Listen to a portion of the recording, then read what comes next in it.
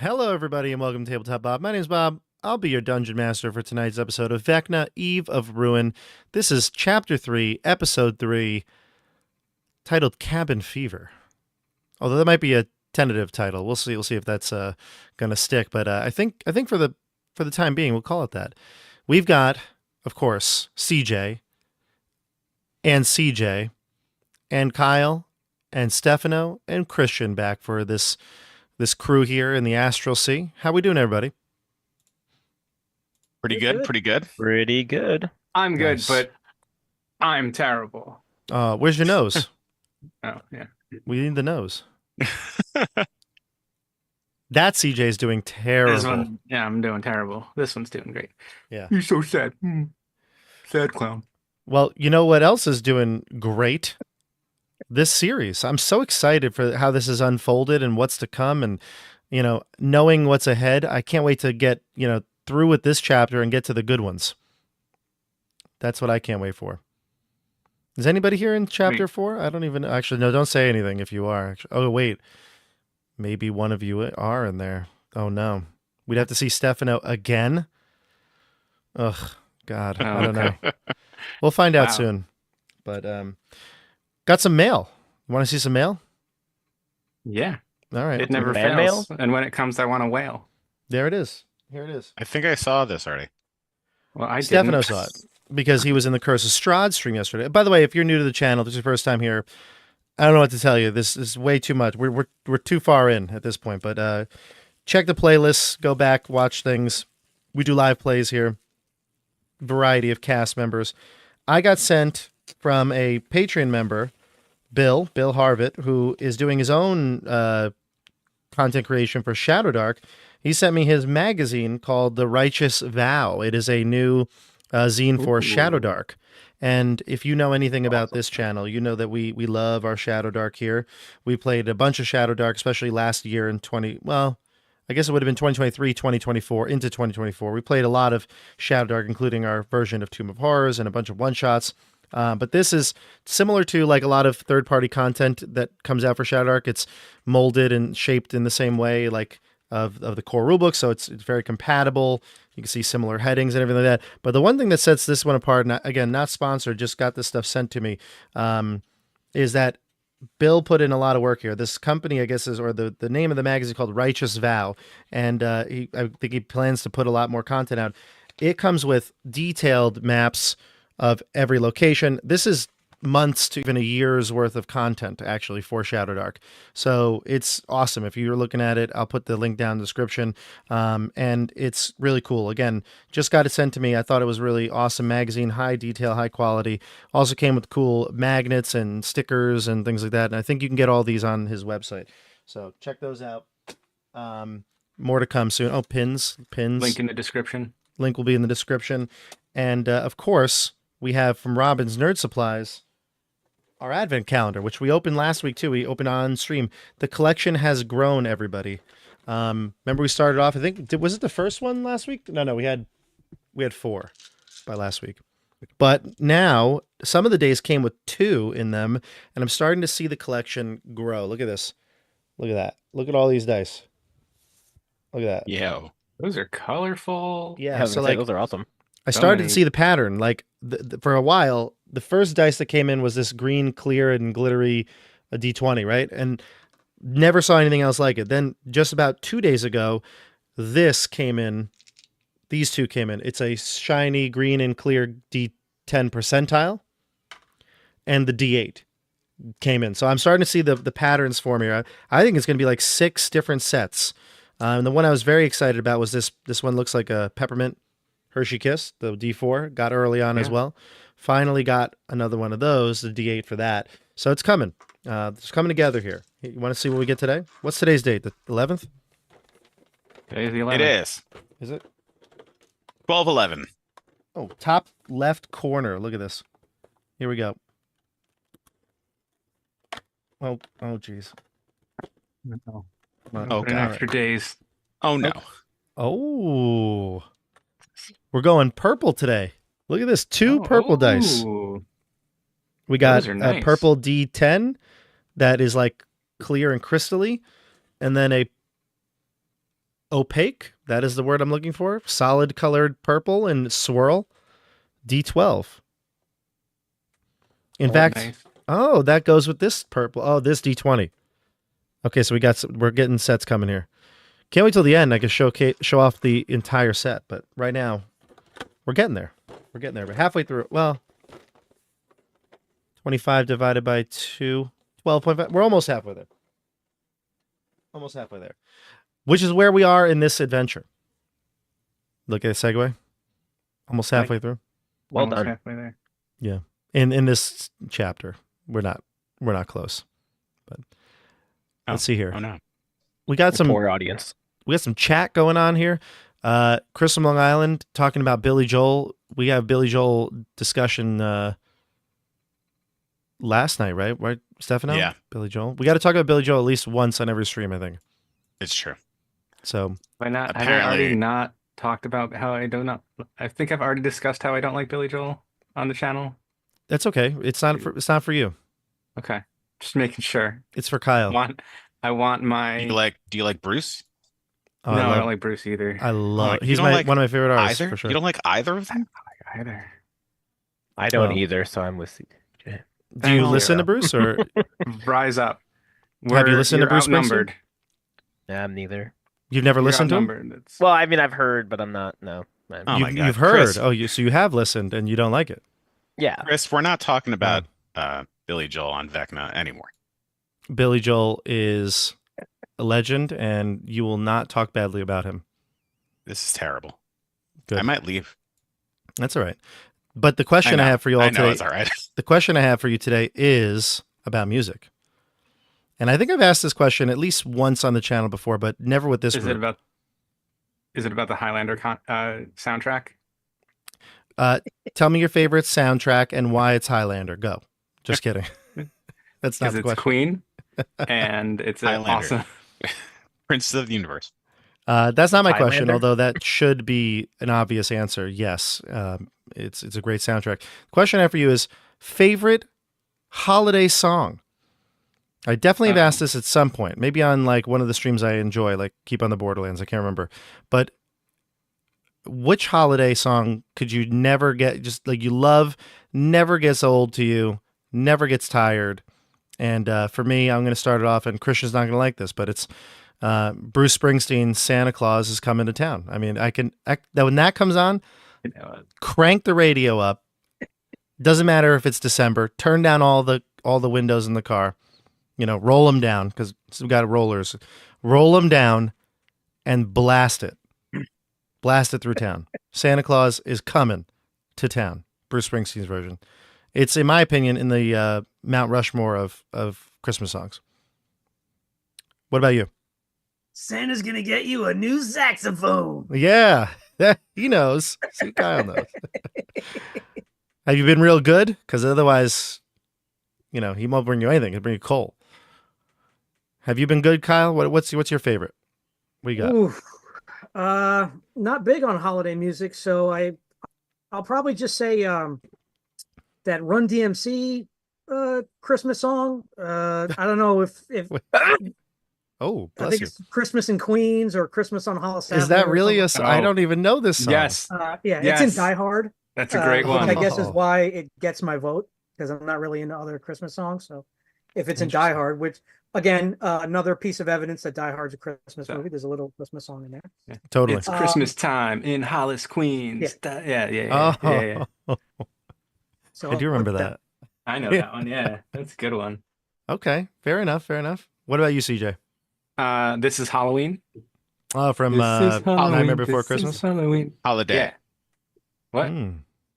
Oh, what is it? What's this? That's your favorite holiday song? No, is that no? No, this is Halloween from This is Halloween. Nightmare isn't Before it? Christmas. Yeah. Oh, I thought you were This telling a is joke. Halloween. This It's is a, Halloween. it's a great song, though. But there is a This is also a really good one. He Yeah. didn't specify what holiday, so I can pick Halloween as the holiday. You kind of can. That is fair. That is Thriller. fair. Thriller. all right. I guess No. I guess that's what we're doing here now. We're just getting finding loopholes to these questions.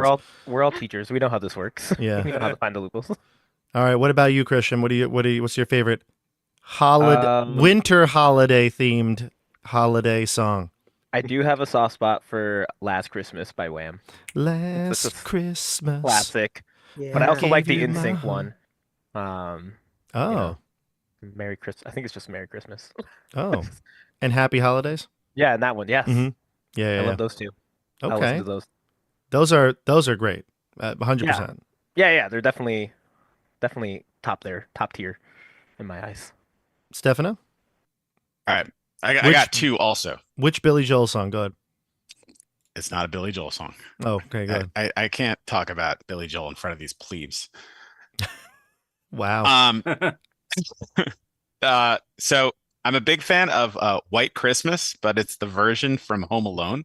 I actually know which one you're talking about. I love that. Yeah, by the Drifters, I think.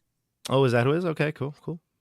And the other one that I really like is Sleigh Ride, but it's the instrumental version by Leroy Anderson, where at the end a trumpet plays like the neighing horse sound. Really? Yeah, Oh, I'm writing this down. Say it again. it's Sleigh Sleigh Ride? Ride by Leroy Anderson. It's all orchestral. I actually played I played percussion in an orchestra for it one time. Nice. And they do the whipping sound of the horse too, which is by this it's two wooden blocks that just Yeah. slap together. Yes, yes, yes. Yeah. Yeah. Percussion's funny in a band. It's it's like some weird things you use. And Yeah. it's just particularly used in a very creative way in that piece. Wow, So I love I'm it. a fan. Joy from the chat says Carol of the Bells by Trans-Siberian Orchestra. That is also a great song. That If is you- a classic. Yeah. I forgot about that. Yeah. Trans-Siberian Orchestra is some really good stuff. I always forget about them. I feel like I'm going to crank some Trans-Siberian Orchestra in the car right after Bruce Springsteen's Santa Claus is coming to town tomorrow. That's how I'm going to ride into school. What do you think, Stefano? I think that's great. We'll All right. do that. Yeah. Trans-Siberian Orchestra and Muse. All right. Oh, yes. Knights of Sidonia. Yep. That's my favorite holiday song. That's Oh. Well, I tell you what, they're going to sing songs about what's going to happen today in our journey. Ready to jump into Astral Sea? Well, other CJ just wants to let you know that his favorite song is "You're a Mean One, Mr. Grinch." Oh, Great song. That's That is a another good song. That's a great song. Yeah, 100%. I'm That's on board with his- that. He'll I wouldn't touch him with a 10-foot pole.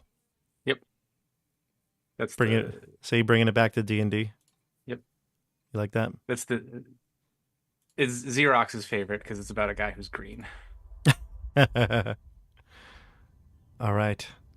I think I got the music queued up. And everybody, I got a new mic, so let me know if things sound right. We streamed for Curse of Strahd last night and everything seemed okay. The only thing I can't use is voice mod, so I haven't figured that out yet. But soon, this weekend, I'll try to test things out. But let me know if sounds and any other audio things sound weird. But for right now, I think we're good. Yeah. Yeah, let me know, everybody. Okay. Last time we played, we had quite a few events happening. You fought anglerfish and big sharks and all these different sorts of hideous creatures in the astral sea, right up in the asteroid belt that was above you. Escaping from them, though, getting closer to Havoc, the dead god, you felt the gravitational pull. It pulled you apart. All 5 of you scattered into different directions and landed in different parts of what appears to be a ship. The ship was broken up into the stern, the starboard section, and the prow. And we'll go around and introduce our characters and tell us all where you were located. Let's start with Runar. CJ, tell us who you're playing and where Runar landed. Yes. Yes, of course. I am Runar. Blah, blah, blah, blah, blah. You'll get all of the stuff eventually. But I'm here on the ship I landed in the captain's quarters here with my good friend, Captain, I can't remember her name. It's somewhere here Inda. in my notes. Inda. Captain Inda, of course. How could I forget Captain Inda here with me in the quarters, in her bedchambers, if you might, if you will, I don't know. She had me at sword point for a little bit, but I'm, as always, able to talk my way out of it and was able to calm the situation a bit. But Inda and I are here. She knew a bit about what we are here looking for, but she seemed a little bit distressed over the fact that our party had been split up. Yeah, well, she's been kind of upset because she's been here for months, and she's been split from her group. So she seems rather down in the dumps, depressed. She is also has a broken prosthetic wing she cannot use. So we'll see what happens to Captain Inda in a little bit. Then we got split to the starboard section. Kyle, want to start with you? Yeah, so Dariush and Percy are in the starboard section. There was a tree, which was a part of the ship, that Xerox and I made very upset and let me know. Like the center of Dariush's torso is like an accordion because he got, acme splattered by the tree. He had a critical hit against you, yeah. Yeah. It was bad. And I guess it told us that someone that he was, or the tree was protecting is underneath the roots, surrounded by a bunch of monsters. Mm-hmm. I believe that's where we left off. In the Dariush Percy, starboard section. solo adventure that we got going on here. That's right. And Percy, tell us who Percy is, and who he is, and also what you know about what's below. Wow. Of course, I have to speak, and I have to clear my throat. Well, Well, okay. Sorry, I didn't oil the vocal cords. Hi, I am playing Percy, or P3-RC7. That is my model name. I am an autonome artificer. oh, now he's a hello. model. What does he model? Gloves? Oh, no, I am not a model. I am much too bashful and much too shy for that. Oh, however, yes, we are on the starboard side, and we were met by a tree who asked us to save his friend or ship captain or something, first mate, I'm not really sure, Yakasa. And underneath the tree, there is a swarm of Grell, who are some sort of frightening, strange, brain beak creatures. And Yes, and you also learned that they can paralyze you with their touch. oh no. Good thing I wrote that down. But just they now. cannot go invisible. Actually, I did write it down. Can paralyze with tentacles. Not just touch, tentacles. The tentacle touch. Oh, God, this is getting awkward. Yes, and of course you and Dariush are there in the starboard section. And then finally we go to the stern, which included Christian as Caddis and CJ as Xerox. Christian, you're the captain of your ship, which is now destroyed. And now you're on a new ship. What happened to Caddis and Xerox? Yeah, so we landed on that part of the ship and we met some what seemed like pirates, and they took us under and we met a whole crew of people. That's where Christian the player learned that D&D has talking hippos who dress up in like old-time British, The GIF, yeah. yeah. And we had recently discovered that Captain Idna, Inda. right? Mm-hmm. Yeah, was apparently on this ship, and Caddis knows it. Fastest captain out in the Astral Sea. So was kind of surprised to hear that she's stuck here. That's not like her to get to crash or to get stuck somewhere. Yeah, this is the Lambent Zenith, and although you've never been aboard it before, you have seen it in docked. You know Captain Inda through, I guess you'd consider each other friends at some point, but you don't travel together. But at the very least, though, you're acquaintances and you know her. Yeah, I know this is unusual for her, her ship to be one destroyed and stuck here. Yeah. And then it got really weird. Towards the end. We got shoved into a little room, and we were told that something's not right here. Yeah, right? One of the crew members, Zastra, who's a Githyanki, he pulled you aside and told you that things are not as they appear. And of course, Xerox is fine with this because Xerox just makes friends wherever he goes. But CJ, similar to Dariush, Xerox met some people that really don't like him, right? Yeah, apparently, Xerox, I've met some of these people before, and they did not like what we did to them the last time we were here. So, it was they were kind of mean about it, and, yeah, I didn't know how that happened. But yeah, much like Caddis, I was surprised that, this is very atypical for a ship to be broken up into this many pieces. Although Caddis's ship also ended up broken up into many pieces, so it may be more typical than we think. Yeah, captain's getting shipwrecked all over the Astral Sea now. Yeah, we didn't do that to the Dark Sun though, so I guess 2 out of 3 ain't bad. That's right. It's pretty common. There's a 66% chance your ship ends up broken. Captain Blood was a great captain. Now that in retrospect. Yeah, he kept his ship together. Yeah.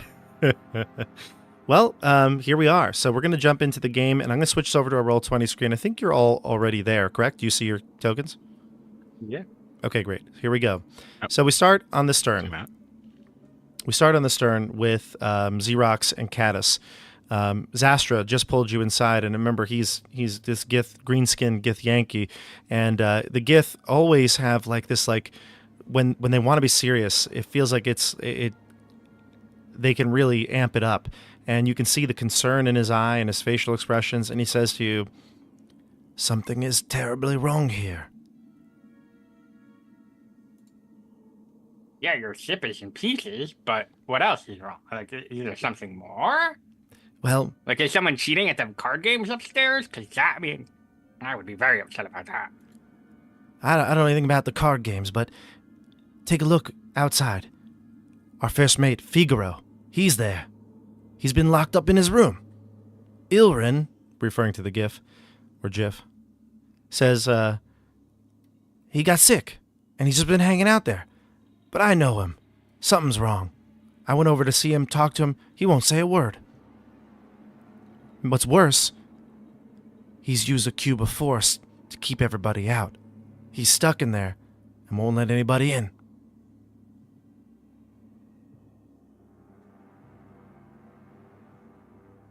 Trying to think, why would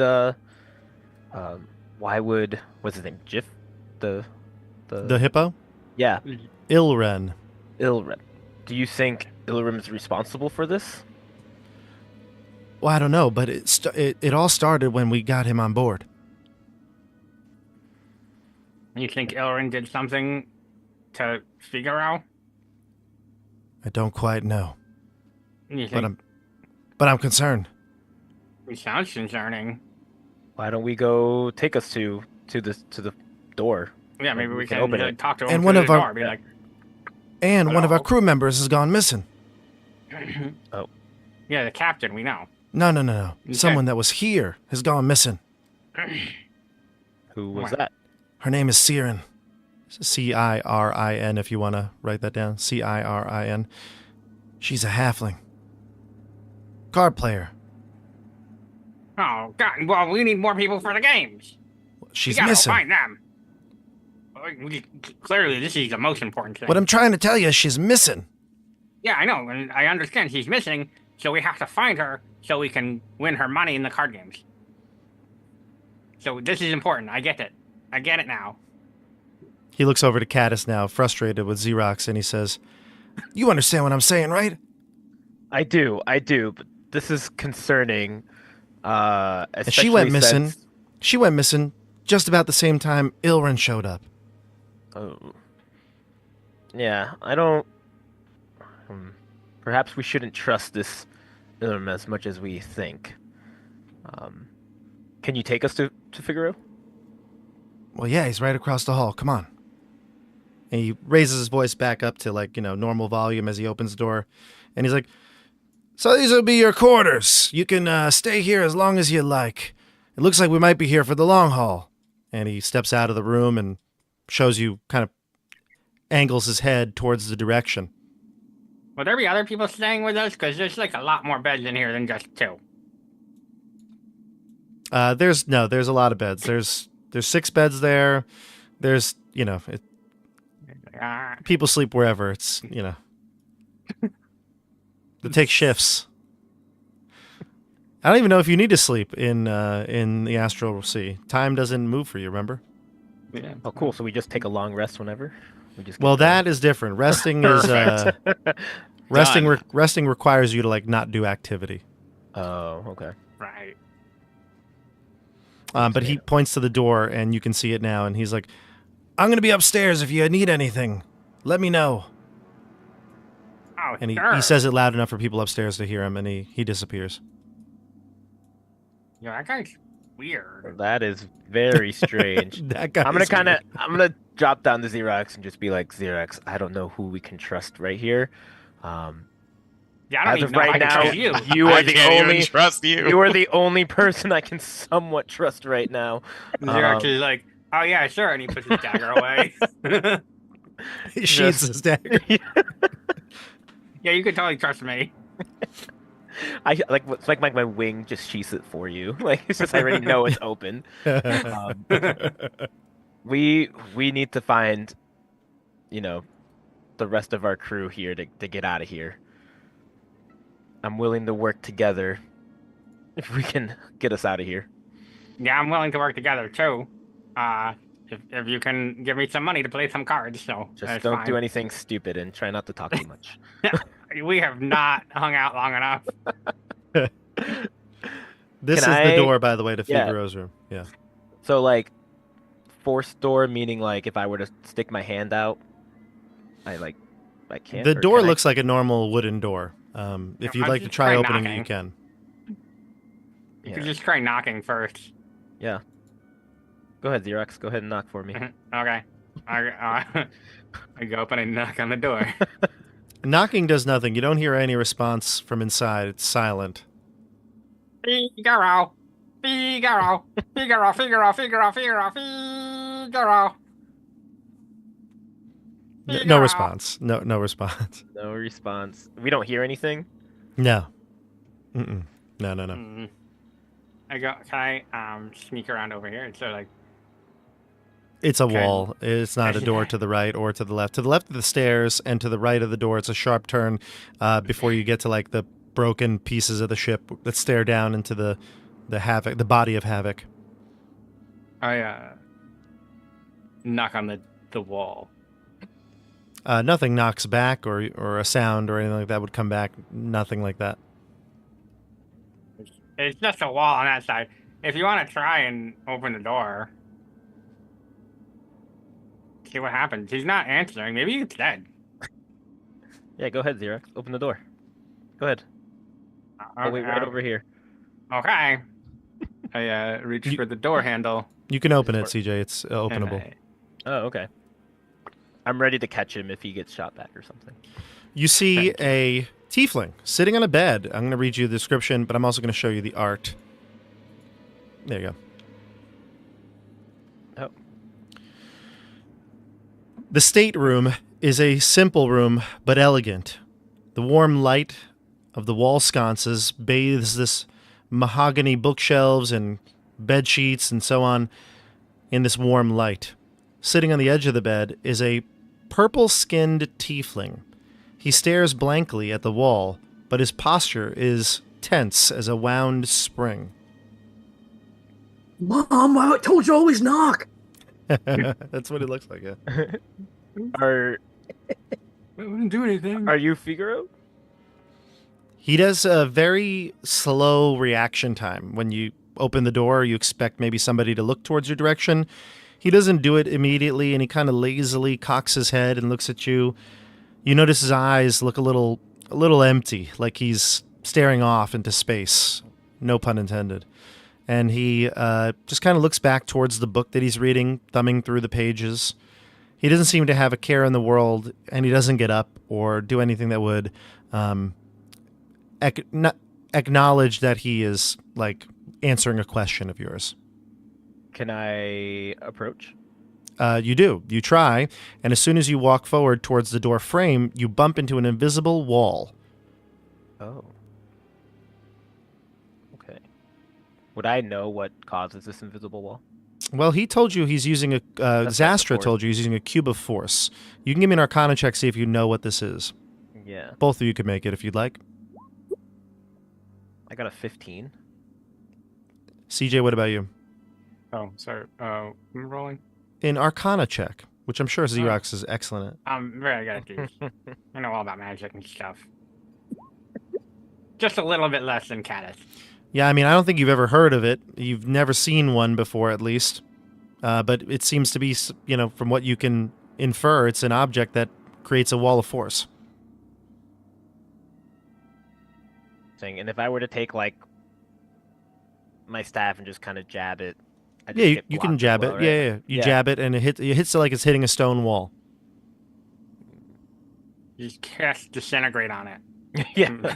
Like, I don't think I have that. Oh, well. I can bet I your see- Runar does. Ooh, on the inside, do I see any like? Are there any plants or anything? Anything? Like, did you say plant? Like, yeah, like a oh. like a. I'm trying to see if I yeah. can- Why don't? Yeah, let's.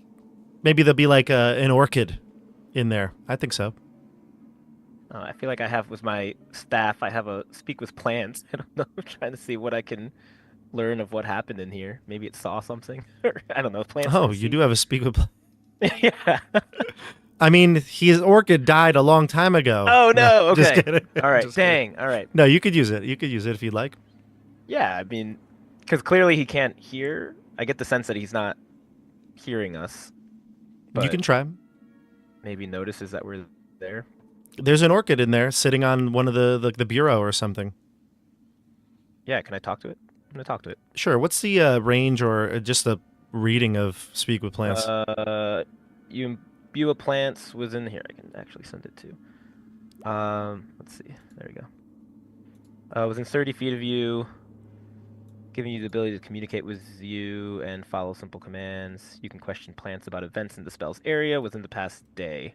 Gotcha. So it is something that like it's Yeah, not never you mind. Yeah. understand. It's something that you give to the plant. Yeah, but it sounds Gotcha. like it's just from the past day, so I doubt I'll hear anything or get anything useful. But maybe I So- can get information on the past day. Fair enough. You use a charge from your staff, right? Yeah. You cast the spell using the charge from your staff. Your staff like glows with a magical energy, and I don't know that necessarily it's visible, but when you cast a spell like this, but you get the sense that whatever you cast just now did not penetrate the barrier in front of you. Xerox, there's some powerful magic here that's preventing anything from getting through.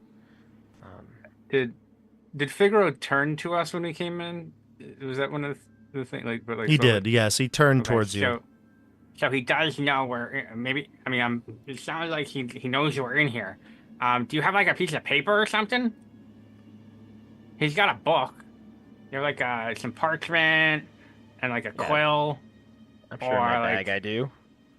Yeah, you take out a quill, yeah. piece of paper. Yeah, go ahead. Write something. Yeah, I'm gonna write down like,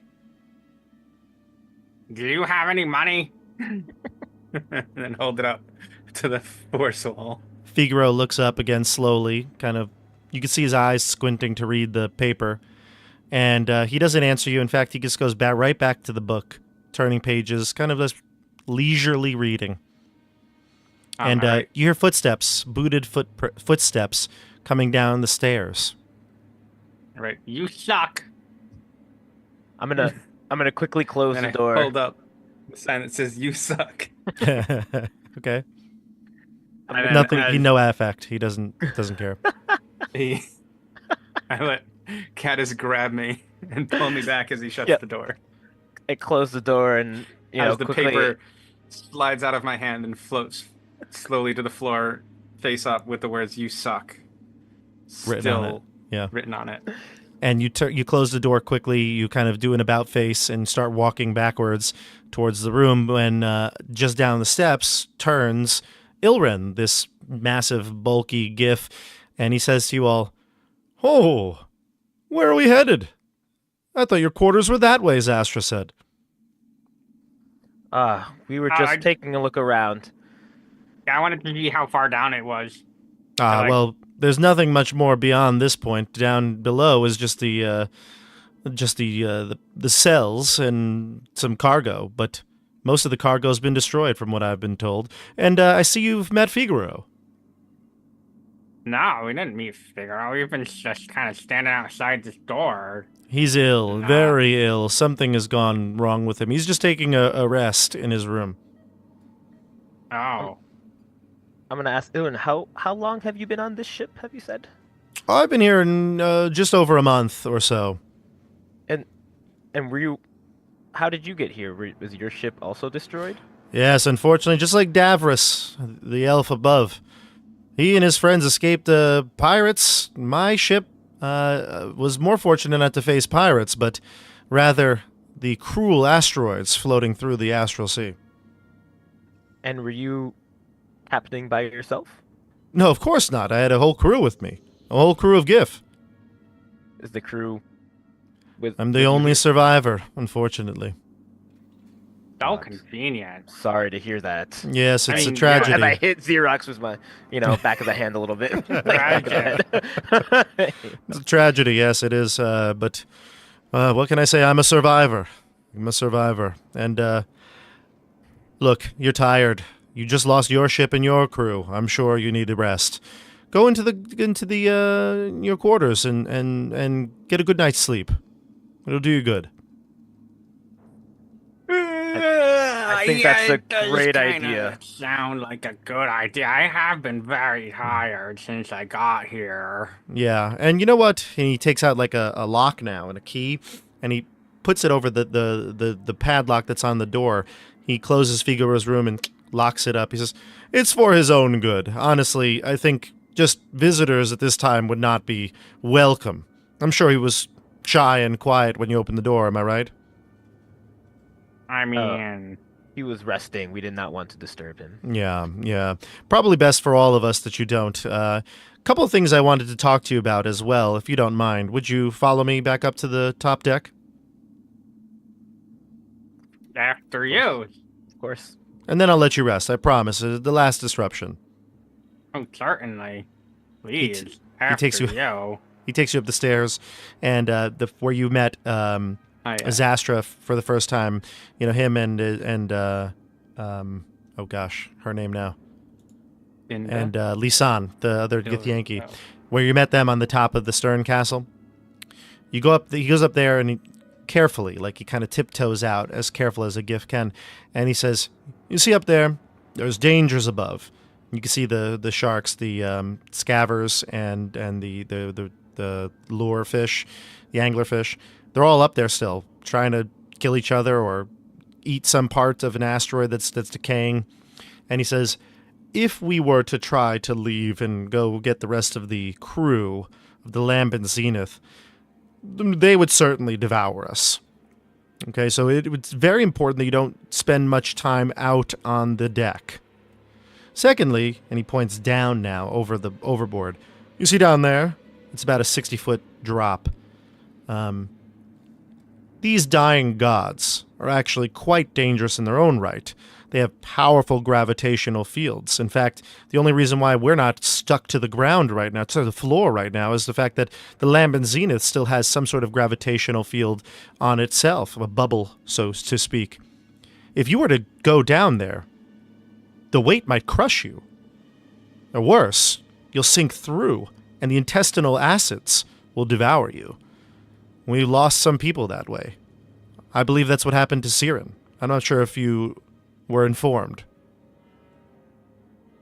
So, yeah, I mean, we heard that Siren had gone missing. We just didn't know how. Yeah, It's really terrible that they decided to go over the side by themselves, right? Well, they made that decision on their own. Well, you see, it's very complicated. I told her not to. I pleaded with her. I said, it's dangerous. Perhaps the intestinal lining will give way. But she didn't listen. She wanted to go find her crew. So I think she went and may have met her fate.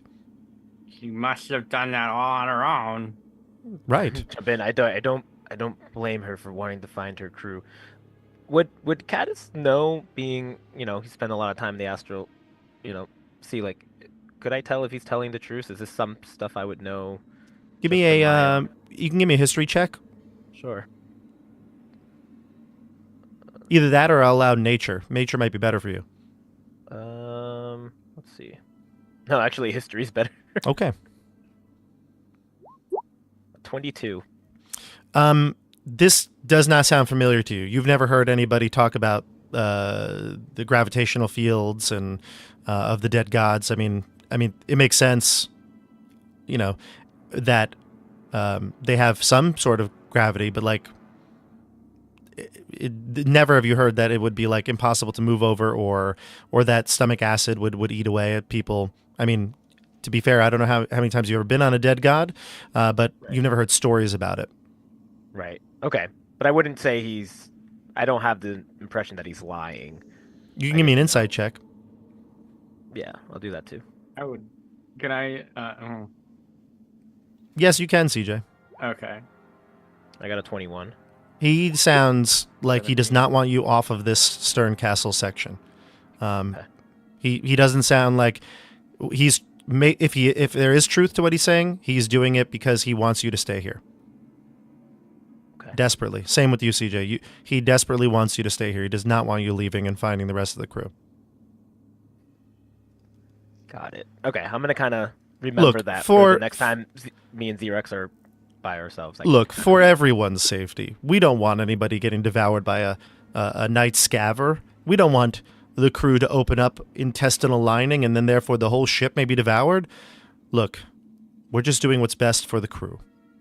Say, of course, if we have any hope to get out of here, we need to work together. Yeah, safety in numbers, man. I'm with you all the way. It's way better if we're all here together and not, wandering off on our own and doing our own thing in different places. It's way better for us to stick together.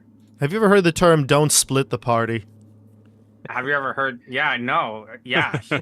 That's what we're doing here. We're not splitting the party. Yeah. Okay. All right. As long as you've never heard the term Goblin Shield. Never. Oh, good. All right, now let's split to the other side of the party. Let's go to CJ. Oh. CJ, you're there before Captain Inda, and she, like I said, she seems like pretty depressed. She seems lost. Her wing is broken, and now she feels like you've come to take one of her most prized possessions. She's got her feet up on the table, and she says, "Well, I'm sorry to say, I don't think you'll be getting that crystal or the shard." The staff of 7 parts. I don't know what exactly you call it, but to me, I call it the shard. It's the rod of 7 parts. It's about 6 feet long. It comes in 7 pieces. It's a rather important and very necessary part of the quest that I am doing. We are. It is, in fact, it is dire to the entire multiverse that we collect all of the pieces. You have to understand. It is by Mordenkainen's orders himself. I don't know who that is. You don't know Mordenkainen? Oh dear, this place is quite a backwater. Very well. Let's just say he is a very powerful wizard, mage. Look, it's too dangerous to go out there on your own. I'll have to go with you. Why not come with me? I'll have to go with you. Well, fantastic. I was hoping for some company in this. I am, looking for the other companions that I arrived here with as well. It seems that we've been, split into, I don't know how many parts. We may all be alone on this dead god. Some of them may have even fallen and died. I don't know. I doubt you're alone. By my star charts, we've been here nearly 4 months. And she looks out one of the windows. She says, "I've been looking for my spyglass, but I can't find it. My eyes aren't good enough to see, but I do sense that some of my crew are still alive. I feel them." That's a wonderful sense and feeling that you have there. perhaps we can find your spyglass as we look to try and find this shard. Do you have the shard with you? I don't have it with me, or else I'd have used it already. I can't access it. Where is the shard? Perhaps when we go and look for we can go and look for the shard, and I can tell you more about why it's so important. And as I tell you that story, and you may be entitled, you may be enticed to hand it over for the sake of all of the entire multiverse. Do you know what a multiverse is, by the way? Do you understand? I'm a celestial, of course I do. Of the multiverse. I'm a celestial, of course I do. Yes, it is in great peril by the Lich King Vecna. Who? Okay. Really, really should study up on your history, my dear. No, she's joking. She actually does know. I've heard of that name. Yes. I thought So he was you dead. Well, undead, really. I thought he was destroyed. Unfortunately not. It seems that he is returning in some form or another. I've faced him down myself once before. It is not desirable for him to gain any more power, and he is I'll on the reserve move. my judgment once we get my crew back. And I'll show you why we can't just simply give you the shard. Follow me. Very well. And she's going to take you out, and she's going to go down to what is the forward cargo hold. You're going to go outside onto the forecastle, and then you're going to head downstairs, and she's going to show you a door. And this door has magical runes on it. She says, "This is my safe room. When the Lambent Zenith crashed, our safeguards went into effect. This door will not open unless we activate the safety mechanisms. We'll have to go get the rest of the crew in order to do it. First, we need to find a way to get to the other sections." And she says, "Any thoughts?" And then I'll let you think about it while we go to the midsection here, the stern-cast, or the starboard section. Before you get to that, Bob, Yeah. I need to commend you and CJ on something.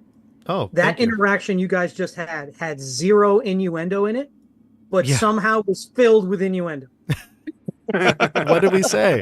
So if the audience watching is anything like me, I still don't know if Runor is about to get murdered or laid.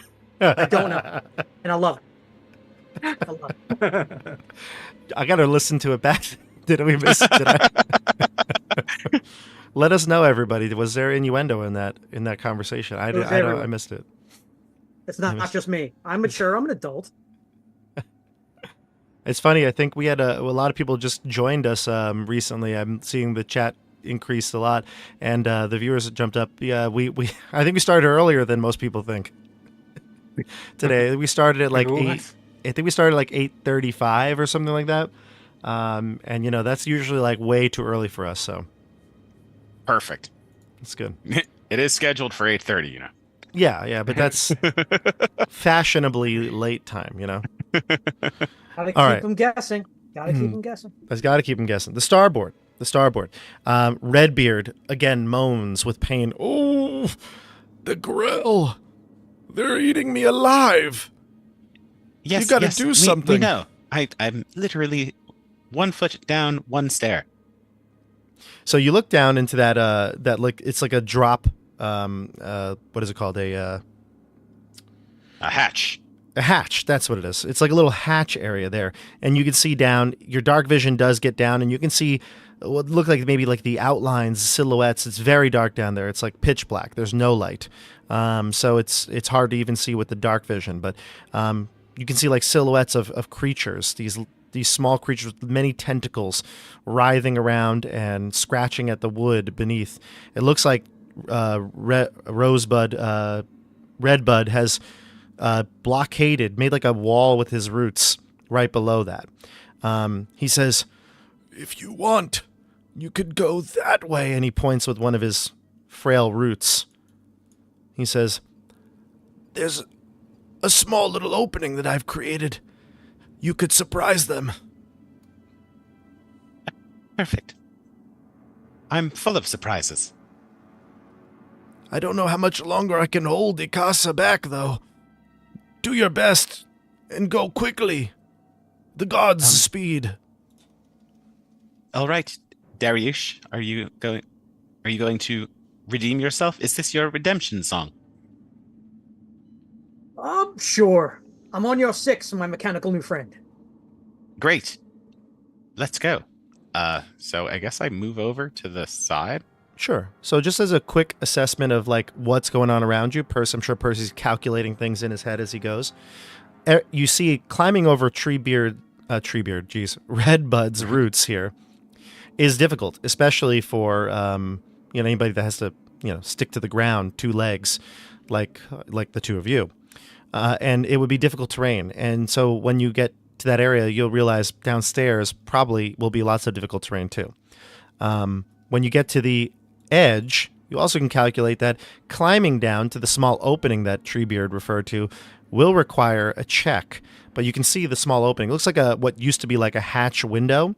It's been broken by a lot of roots, widened so you can get through. It does look like it's an opening that you could get through. But again, it would require a climb check to get down there. The hatch would be easiest because you just drop down, but maybe you drop down right into the middle of the nest. So you have a couple of things to think about. You calculate this as you walk over to the edge. What are you thinking? Would my spider climb aid me in getting to this little passage? 100%. You would do it without a check. So I'll look at person as, well, I can get through that, no problem. If you'd like, I can get myself into position, and then you could sort of gain their attention, and then I can get them from behind. Well, perhaps we can both surprise them. Hold, please. And I will cast Spider Climb. Oh. What does it look like for him? Is it like actually magic, or is it like your feet have like little magnet, like R2D2 magnets or something? It's definitely on the hands and feet of the robotic armor. Oh, I love it. Some little tacky little suction cups or something. Yes, suction cups. As he goes through. I love it. Perfect. All right, so that's going to be good. Yeah, and Spider Climb concentration. It is. Okay. Well, hopefully you don't lose concentration when you're doing it. Well, I mean, once we get in the opening, I think we're okay. You should be. You should be. Let me move you down to the next side. Oh no, a dragon! Can you imagine if I did that? I'd be so mean. Well. Okay. There we go. All right, so I'm going to describe to you where you're at because it's a very weird room, oddly shaped room, and obviously you can see the grell from your position here. So number one, you're in a small little quartered off section of this broader, below deck area. You can see that there's books and scrolls in this area. There's a desk. You can see clean sheets of parchment, inkwells, and such. It looks like somebody does a lot of writing here in this chamber. And you can see Treebeard's roots connecting across that hole there. There's a small little window. Is it Treebeard or Redbud? Redbud. I keep saying Treebeard because whenever I think of tree ents, I think of Lord of the Rings. Got it. Apologies. But there's a small little window here that Redbud has created. And he's got branches over it, but you can see through it just a little bit, getting a vantage. There are grell there. And the grell are swarming at his roots. I'll open it so you can cross through if you want. This is the way in. So it's a small little window in his roots, leads there. You came in right on this section. See where the wood is splintered out here? Mm-hmm. That's where you both entered just now. Well, What do you do? Well, Dariush, since we seem to have the element of surprise, I believe that I could immediately just blast 4 of them and at That least sounds injure them. wonderful, but would it hurt the tree as well? Hmm. That's a good question. You would know it would because he's crying in agony up there as they're scratching through him. Oh no. How stupid of me to not think about that. Well, I could attempt to use their strength against them and paralyze them. That would certainly make it a bit easier for me to dispatch them. I sort of rely on my physical abilities. I don't have a lot of the resources that you have. So any advantage you can give us. All right. By the way, good call. I was about to start attacking with lightning and thunder. I would have completely destroyed the tree. I mean, in all honesty, normally I wouldn't think of these types of things, but the tree is already very angry with me, and as you see, it fractured my pelvis already. Goodness. So angering it further would not be particularly good for me. Agreed. All right. So, do I have the element of surprise? You do right now. You do, yeah. Mm-hmm. Okay. So, I'm gonna, and I can see all of these things. What is that? What is that thing over there? There looks like to be a blink dog being surrounded by the roots. Now, the roots are being ripped apart, so you can see like through the openings that the Grell have made in the roots that there's a creature back there. It looks like a dog, and it's cowering, but it looks like it's ready to defend itself if necessary. As soon as those roots open up enough, it's going to be attacked. Okay. Well, I'm gonna cast Hypnotic Pattern. As you go to cast a spell, we're going to jump back to the stern. Great. The stern. That's actually perfect because I got to make a bathroom run. I'll be back in Go 2 for it. seconds. So the stern, we get back to Caddis and Xerox. The two of you are invited in for dinner. Everybody else has got a terrible time. You have dinner waiting for you. Playing cards, having dinner. Yeah, that's fine. You can play cards. Yeah. Mm-hmm. So Xerox, Davros, and Ilrin are playing cards. The rest of the crew, as well as Lisanne and Zastra, are inside the other mess hall. And Caddis, are you with them? You're eating? Yeah. Okay. So you're eating, and a woman named Kaisera, an orc woman named Kaisera, she comes in, and she's got just like a roast of some sort of animal. You never really thought to ask, but it smells good, and you haven't eaten in quite some time. I don't know the last time you actually ate food. It's been months that you've been on this trip out in space, so. And he just approaches me. Yeah, she comes over. You can see she's got 2 really long protruding tusks from her mouth, and it kind of does obscure her talking a little bit. But she says to you in a gruff voice, she says, "This is our catch of the day. Enjoy it, friend." I'll say, are you the chef? I am Kaisera Duskstrider. Well, I thank you for providing food for me and my crewmate over there. I kind of point to. Yeah, well, when you've been here as long as we have, it gets tiring eating the same thing over and over again. How did you catch this? She says, "Oh, I'm just kidding. It was in our reserves. It's fish." What did you used to be eating every day over and over and over again? Rations. Salted jerky. This beats that. It's a fresh-made roast. Just the fish was caught 6 months ago. Yeah, one of Caddis's guys used to talk about making stuff all the time. He was always going on and on and on about all the different kind of stuff he could cook. Crazy guy. If you prefer, I could bring some other fish out. We bring a lot of fish with us on a trip. Have you ever had knucklehead trout? Oh, yeah. That stuff's great. That's delicious. We got Yeah, some of yeah. that too, yeah. I'm gonna try. It's hard to get out here. That was one of my Very favorite hard, things back very. You'd be surprised, though. That is not We do Percy's all right. favorite. That's your favorite? No, it's not Percy's favorite. Percy's I mentioned Percy's that. not like Percy's not his favorite. Mm. that. I miss Percy. Get really sad. He can really. He can, You've been gone for 20 minutes. yeah. Ilrin says, forgot. best Did I not to feel- think about your crewmates in this time. It'll just make you sad and do things that are drastic. We don't want to do anything like that, do we now, Davros?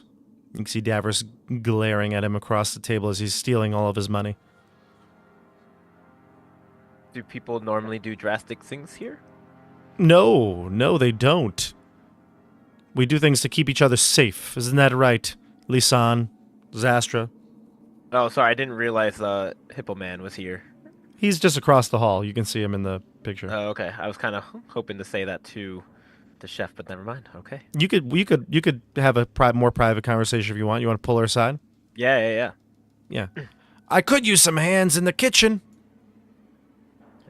I'll offer to help. It's the least I can do to repay back some of the hospitality we've received. Sure. You close the door. You're in the kitchen. The kitchen area is, you've been in better kitchens. Your kitchen on your former ship was much larger than this, but this'll do. This'll do. You can hear the sound of sizzling and the smell of spices emanating from this galley. Like I said, this tall orc woman, she comes over. She's got an apron on. She's got like a chef's hat, gold tattoo of a crescent moon that surrounds her eye. That's her description. That's cool. I'm gonna acknowledge that it smells delicious in here, and you're clearly a great chef. All right, thank you. Now, grab me those pots and pans. We gotta rinse them. I go ahead and do that, and I just kind of mention. So how long have you been here? Oh, I think it's about 4 months now. Were you part of Idna's crew? Yeah, Captain Inda, yeah. You know her? I do. We've met a few times. I know she piloted the fastest ship out there. This is Shocked to it. see it here. The Lambent Zenith is the fastest ship. Do you know if she's still alive? I'd like to think so. I don't know where she is, but she ain't on this section. I'm gonna mention that with the Ilrin, right? That's how you pronounce it. Hmm? Yep. Mention that some people have done drastic things, like try to leave the ship. Is that true? Well, I don't know anybody who would. Apparently Siren might have. Is that like Siren to just attempt to do that? Doubtful. But, well, Ilrin's kinda in charge now that Figaro's down below sick. I heard Figaro got sick right around when Ilrim arrived. Yeah, I guess the times do match up a bit. Why? Just seems a bit odd. I don't know. I'm just here. I want to try to find my friends. I want to try to get all of us out here if I can. I just wish the captain was here. If she was here, she'd know what to do. I agree. Can You tell me a really know little bit- Inda from back at port? I do.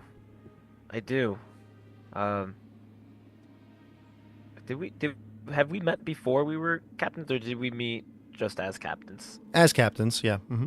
As captains, yeah. Mhm. Yeah. I said our path crossed a couple times, throughout there. You can't miss those wings. When you say that, she says, so you do know her. Yeah, of course. Can Like I I tell said- you something? Can I tell you something that nobody else here should know? Absolutely, you can trust me. The Lambent Zenith carries a powerful artifact. I think that's something that we need to get. The captain needs to get before we get out of here.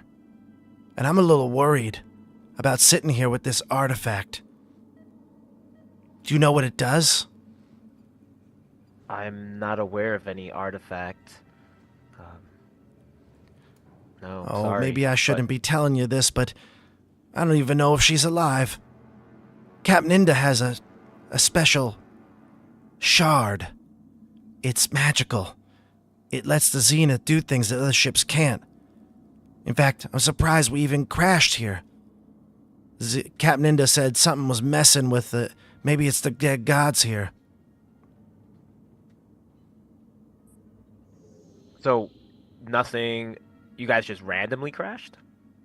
Well, not randomly, but we came too close to this rock and splat, there we go. Something went haywire. We keep it in a vault. This shard. I don't know how to open it, though. Only Captain and Figaro know. Do you know what part of the ship this vault is in? It's right under the captain's quarters. Oh. I wonder perhaps if we get this shard, perhaps we can find Captain Idna and we can get out of here. I feel like if we could find the shard, we could get off this rock. It's very powerful. I would agree. It lets us go way faster than normal ships. In fact, we can do things other ships could never dream of. I don't know why her voice just started to get a little southern drawl in it, but whatever. Yeah, I kind of like happening? a little smile, being like, as I'm connecting the dots, being like, that's how she does it, type of thing. Okay. Maybe when Figaro gets better, you can talk to him. Yeah. What? Do you have any idea what could be wrong with him? Has anyone been able to talk to him? I have no idea. And then the door opens and it's Ilrin. He says, "Are we having dessert tonight, Kaisera?" Yeah, we could whip something up. Good, it's a celebration. We have new members. And that small goblin friend of yours, he's quite a gambler. I hope he's not causing too much trouble out there. Nonsense. Will you join us? Of course. Let me just finish this pot real quick. I just kind of help. It was the last remaining pot. He goes back to the seat next to Xerox. So tell me, little friend, where do you come from? I mean, I'm from a lot of places, really. I'm from a place called the Remembered Realms. People call it the Forgotten Realms, but I know about it, so it's Remembered. And then, so I was in a place called Barovia for a little bit, and then I ended up in a place called Icewind Dale for a little while, and then I was here for a little bit. His eyes widen when you say places like Barovia and Icewind Dale. His eyes go wide. And I was in this other place. It was really dark and scary. That's where I met my friend. Oh God, Kyle, what's your character's name? Darius. That's where I met Darius, who's somewhere over here. He was with me when we attacked Davos' ship. He's here too, by the way, Davos. So it's incredible, actually, that you say that. Look forward to seeing him.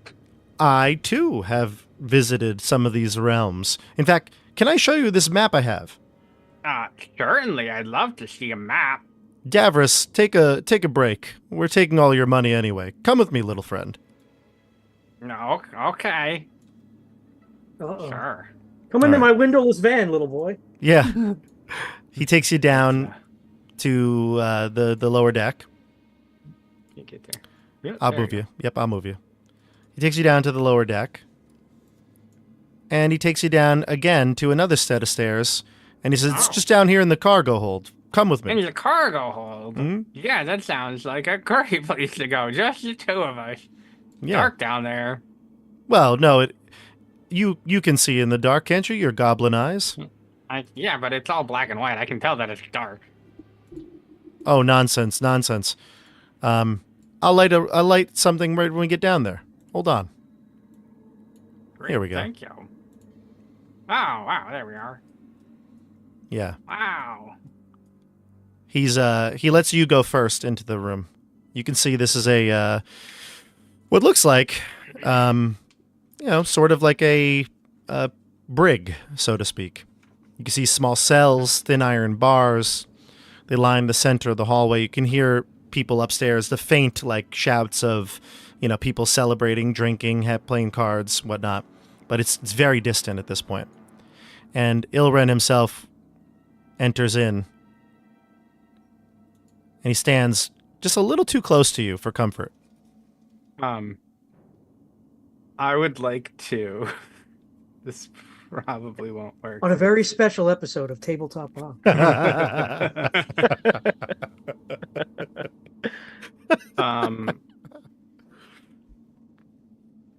It's +4. I could probably do it. Can I? Does Ilrin have keys on him somewhere? Not that you can see. Not that I can see. Mm-mm. I would like to try and pickpocket him. I mean, he's standing right in front of you. Yes, and he's gotten very close to me, so I would like to oh gosh, you're very close, and then bump into him and do one of those bump into him, try and reach into a pocket, pull something out of his he's got a very nice dress up, Yeah. You want to feel costume. around in his pockets down here in the brig by yourselves? I mean, it seems like the best time to try and do Kyle's bursting at the seams here. Kyle's like, what is going on? It's not even 10 o'clock. I love it. It's Love not it. even 10 and o'clock he's yet. got all those medals on his uniform, so every time he moves, it makes a bunch of noise. So Yeah. he won't hear you picking his pocket. So if you can get his eyes diverted somewhere else, it's exactly. Okay, Classic. go ahead. Give me a sleight of hand check. classic Xerox. That's a very bad idea. Okay, 15. A 15. bad. Let's see. What is his perception check? I don't think it's... Oh, Jesus. What? He grabs your hand as it's Oh. fiddling around to find something, and he grabs it.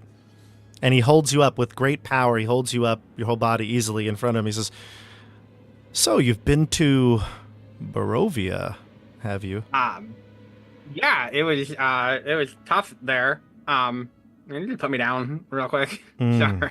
He says, I don't think I will. It's a shame. You always wanted to go overboard as well. You wanted to find your friends? No, I didn't want to go overboard, and that's not what I said ever at all. He's going to bring you 'Cause this way towards the cells. especially when there's these lovely shells over there. He's going to bring you towards the cells. He's holding you high in the air, and from your high vantage point, you actually see that there is a creature inside one of the cells. There's a little bar slot in one of the cells, right? So you can see in. And inside, there's a small halfling woman. She looks like she's somewhat unconscious, like sleeping maybe. You can see she's got a hurried breath, but she's closed eyes and she's in there. I'll put it right there. He brings you to that open cell and he says, so you've been to Barovia, you've been to other planes. You must be an incredible specimen. I mean, I'm pretty incredible. I mean, I've survived a lot of things. Do you know how old most goblins make it? Not as old as I am. He says, I'm willing to bet that you're not as old as me. And you can see him, the GIF face that he's had just starts to melts away. Oh, and before you see something else. But we'll come back to you in a second. God damn it. Roll for initiative, everybody. Yeah. Everybody roll for initiative. Yeah. Everybody roll for Everybody. initiative. Oh gosh, even Runar? What's he gonna do? But would my true sight have seen anything on him beforehand? No. Mm-mm. Whew. Okay. All right. That's not something I need to like activate, right? That's just something I have. Well, double check for me. What does it say? Oh, great. Yet.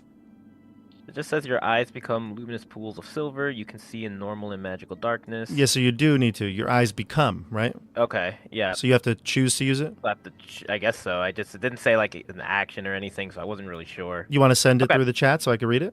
Yeah. There we go. If you This is have part of True the- Sight active all the time, that is different, yeah. Let's see.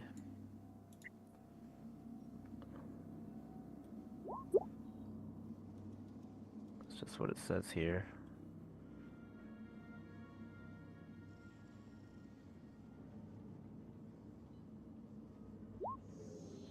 I got a 17 for initiative. And that's just one of the things from the transformation, right? Yeah, that was from yes, without giving spoilers on that.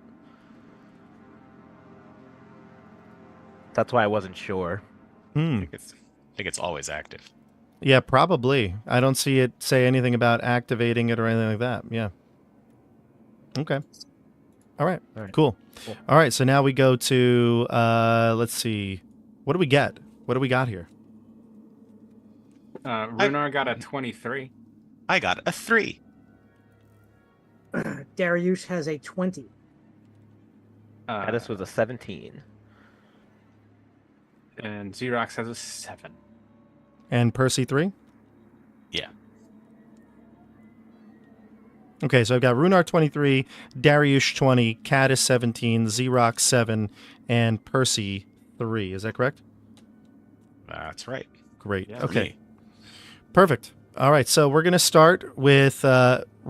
Runar, you walk over towards, and this is going to be a little annoying for me. I'm going to try to do my best to get to each section when we need to. But Runar, in your section, she takes you down into what looks like a cargo, area, or below deck, basically. Mhm. Let me bring it up here on the chart so you can actually see it. Here we are. There we go.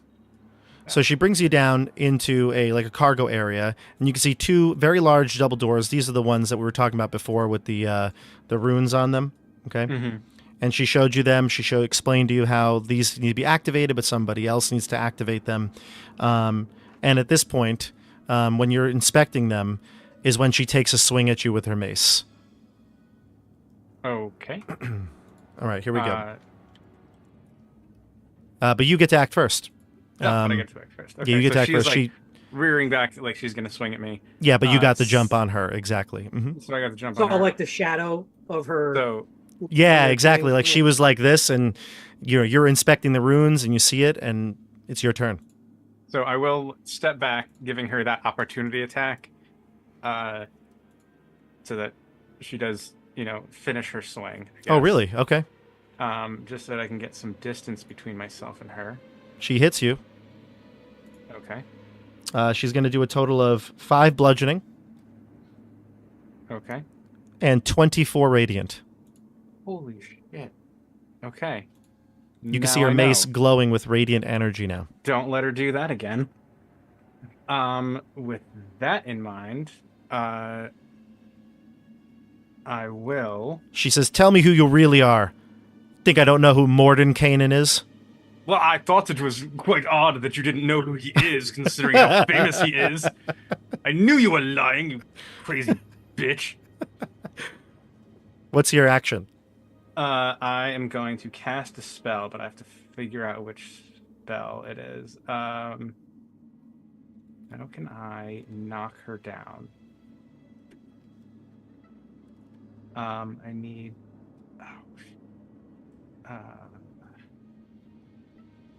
Anything that makes someone prone. Does. I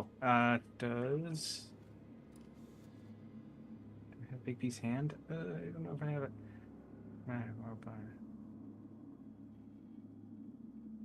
Actually, We got to get some better music in here, don't we? I know.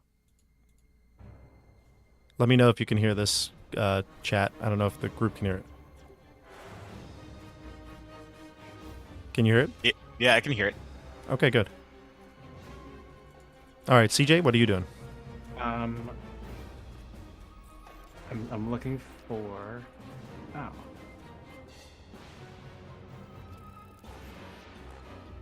Ah, here it is. Okay. Do you want me to come back to you? I'm gonna cast Bigby's hand. Oh, Bigby's hand. Yes. Heck yeah. And let's see. So cast Bigby's hand. Does that come through on the thing? Okay. By the way, while you're thinking about what you're doing, Stefano, when you cast Hypnotic Pattern right before the combat started, what's your DC? 16. Gotcha. Okay. Yes, 16 wisdom. Okay, good. Got it. All right, CJ. Bigby's hand. so This Bigby's large hand spectral comes up. hand comes up. Large spectral hand. Oops.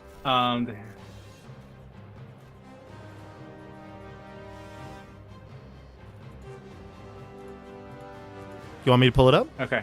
Yeah, no, I have it up. I'm just reading. I'm seeing if any of them.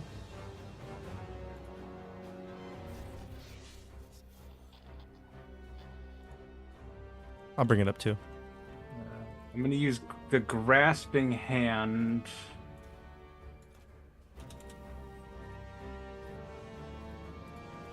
Okay, this is a grappling one. Yes. Okay. So, use your hand. Use the hand strength score to resolve the grapple. The hand strength score is 26, so it's a +8. So, a grapple check of 15. Okay, and she has to do a oppose athletics check. Yeah. Okay. Oh no, I'll I have roll it. advantage on it because she's medium or smaller, right? She is medium, yeah. 16. All right. Well, it's a 16. One back. A 16 strength. Yes. Okay. I got a 16 strength. Let's do a roll off. Do it again. 12. 12. Wait, for real? That's what I got. Yeah. I got a 12. Another roll off. 25. 20. Oh, this epic battle. She's holding it's like Master Hand in Super Smash Bros. She's like grabbing the thumb and the pinky and trying to knock off the other hand digits, but you eventually enclose the hand on her and grasp her. All right. So she's Magical grappled. rock, paper, scissors. That's what it was. And she takes 2d6 plus your 2d6. ability. Yeah. So that was already rolled up there. So Oh, this is 2d6 epic. plus 5. So it was 12 bludgeoning damage from the grab. Okay, 12. Gotcha. Yep. And she's And restrained while she's- she's in this position?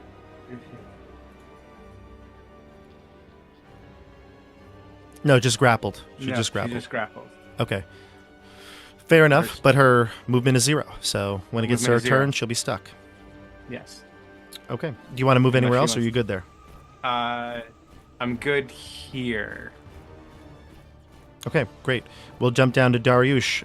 Dariush, you see the effect of the hypnotic pattern. A bunch of these Grell they just stand still. They stop.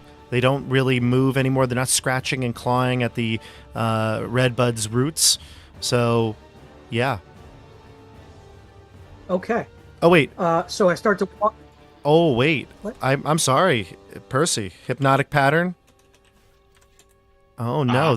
They might be immune to it. The charm? Yeah. No, I didn't say that, but they might be immune to it. Yeah.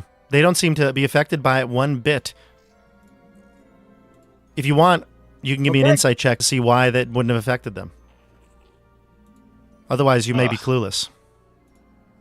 I mean, I rolled like a 23 history check on them. Yeah, but this is not about their All right. history. I mean, I guess it makes sense because I don't think they actually have eyes. Right? That's it. They look like a brain with a beak. They have to be Oh. able to see the colors, and they have no sight. In fact, they have blind sight, and they cannot see anything. Well, shit. So they That's continue bad. on as normal. All right. That's a rookie. That's a rookie mistake. That's what a robot would do, an AI would do, thinking it's going to work every time. So I look over at Percy. I say, it was a very good idea. use that brand of yours, and we'll be just fine. And then I take my thumb, and I put it in my mouth, and I slowly start to expand, and then I explode. Oh. And little goblin bits kind of go all over the room. But then, like where I was, my beast mode is right there. Beast mode. So let me put my wolf token on there. I'm gonna it's a target-rich environment, so I'm gonna focus my rage into my claws, so I get an extra attack. I'm gonna pop out through this door here, and I'm gonna start attacking this guy. Oh yeah. And I'm going to attack recklessly. Okay. Okay, claw attack. Non-natural 25 That'll hit. for 9 damage. This is the one to the right or left? The one closest to the adorable puppy. Gotcha. Because I'm hearing Sarah McLachlan music in my head. Once you said that there was a coach in there. My second claw attack is going to be on the same guy. Non-natural 26 That hits again. for 7 damage. And then my third one, yeah, because that's not going to work because they're floating. So fuck it. A third claw attack. 17 to hit. 17 hits. Okay. For another 8 damage. Now, we got to save the puppy. So I'm going to action surge. Sweet. So I get 3 more attacks. So another claw attack. 16 to hit. Yes, it does. Or 10 damage. Sweet. Damn. Next one. I'm a little scared that 25 none of them have gone 6 down damage. yet. And the last one is a 21 to hit. Damn. For 10 damage. All right. And that takes out that grill. Thank God. Nice. And then I've got more movement, so I'm actually just going to move right here. So I'm still next to this guy. Yep. But a little bit closer to Scrappy Doo over here. Crossing over the roots is a difficult terrain, so that would have been just add 10 more feet to your movement so far. Yeah, I was going to stop there anyway. So okay, perfect. Because I have a lot of speed, so. Cool. And I'm pretty sure that's everything I got. Great. For this turn. So there you go. All right. We go back to the foxhole. Captain Inda is stuck here. She's within Bigby's hand. So she is going to in her own way do some magic, and she is going to she's going to change her shape. She's going to grow larger to try to combat Bigby's hand here. So you won't get advantage on this anymore. So she's going to start to grow her celestial form, doubling in size, and she's going to try to break free. CJ, what's your check? No advantage this time. Okay. Strength check for Bigby's hand. 28. Oof, that might be too much for her. That's a nat 20. Oof, Right 18. there. Yeah, she tried her best, but an 18, so she's still trapped within the hand. Release me! And you can hear like the echo of the angelic voice, almost like Galadriel in Lord of the Rings. Release me! And she's stuck there. She can't move. Calm yourself. Let's jump down to Caddis. Oh, go ahead. Speak. No. Just calm yourself, woman. That'll make her calm, I'm sure. This is no... Yeah. I am no enemy of yours. What is the meaning of this attack? Caddis, your turn. Caddis, you noticed that Xerox has been gone for quite some time. Yeah, I'm just going to say, has anyone seen Xerox? Davros, who's the elf, who hasn't spoken a word to you yet, he steps out of the card playing room and he says, I think they went down into the brig. They? Ilrin and him to the brig. I knew I should not have trusted him. Can I see if anyone will come with me? And then use my turn you to can go ask. down? Yeah. What do you say? Will anyone? Zastra's like, what do you need? I don't trust Ilrim. I don't think he has good intentions. Where is plan to he? confront him. Sounds like he's downstairs. He took Xerox. To the brig? Let us go at once.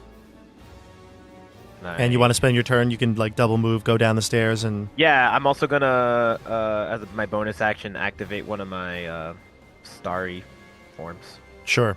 Here. Sure. What does Starry Form give you again?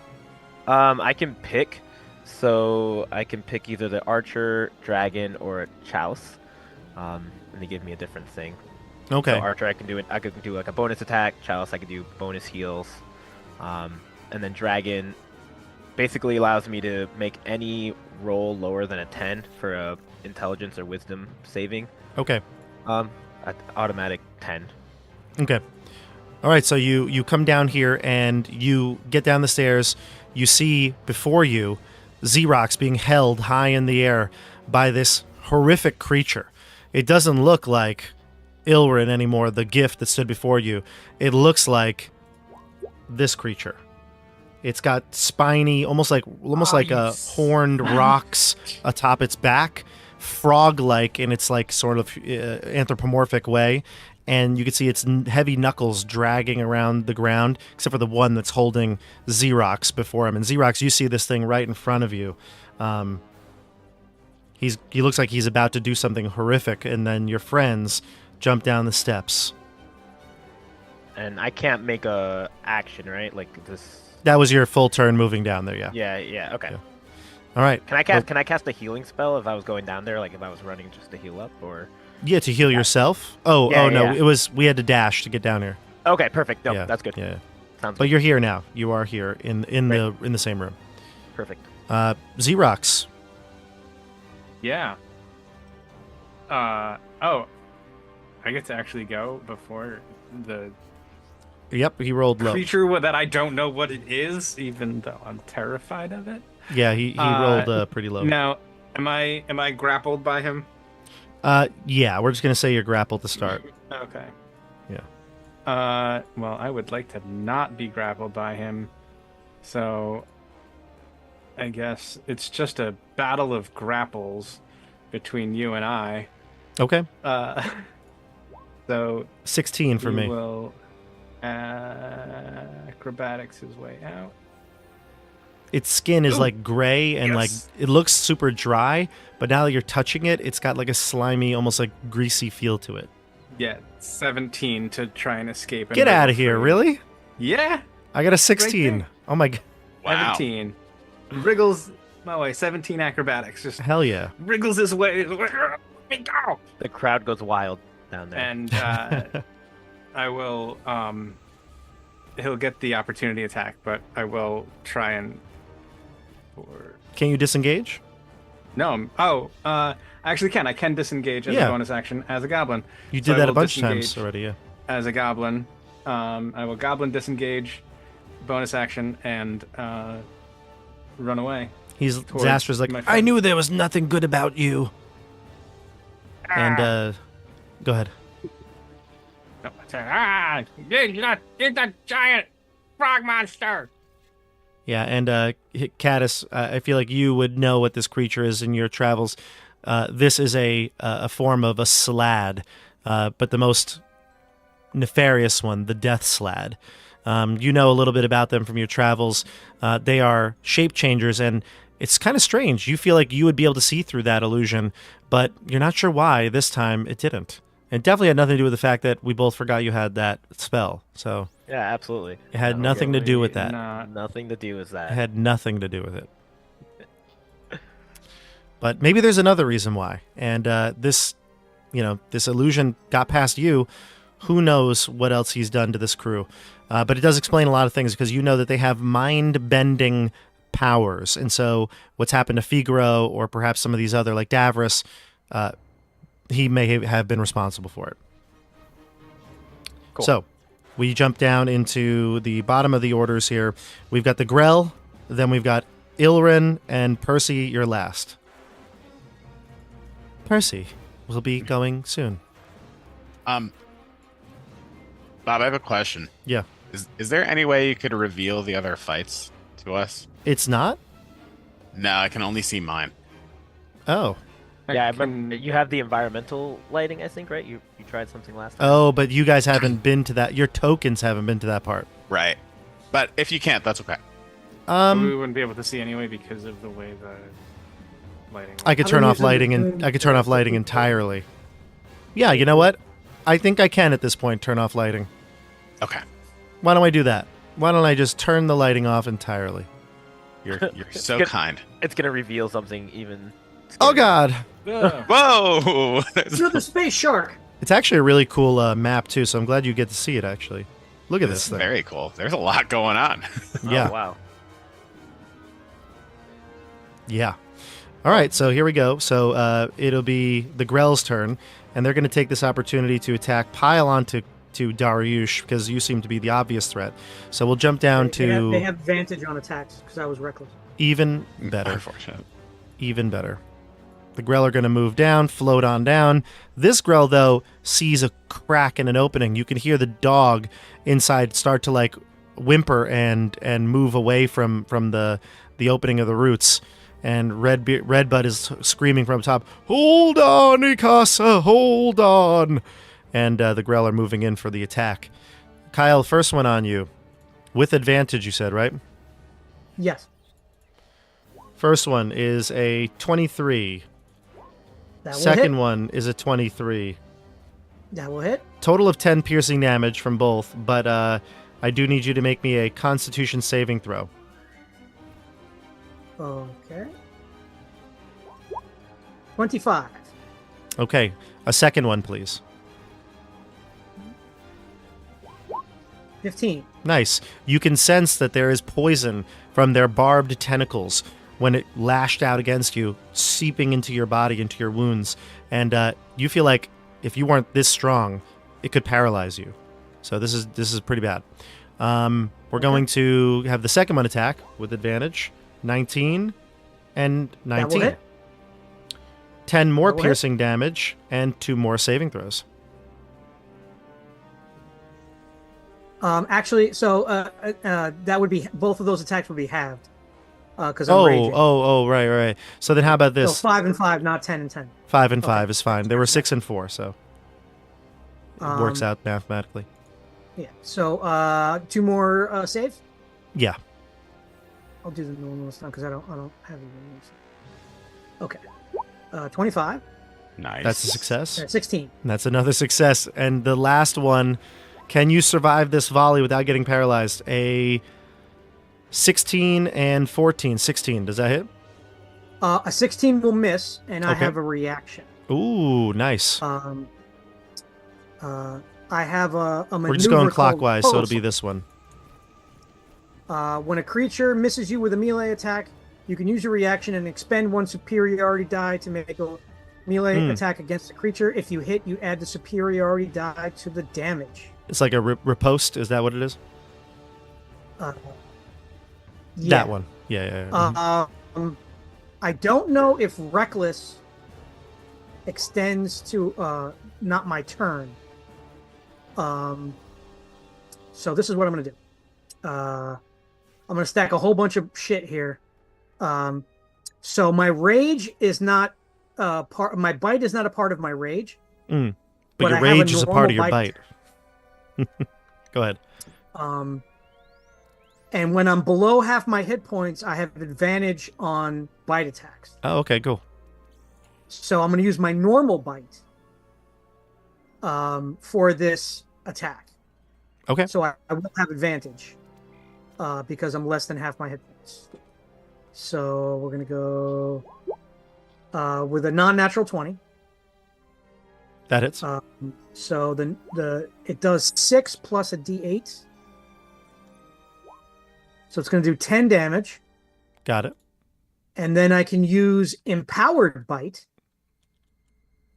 Because none of these are actions. These are just kind of things that happen. Okay. To heal that much damage. Cool.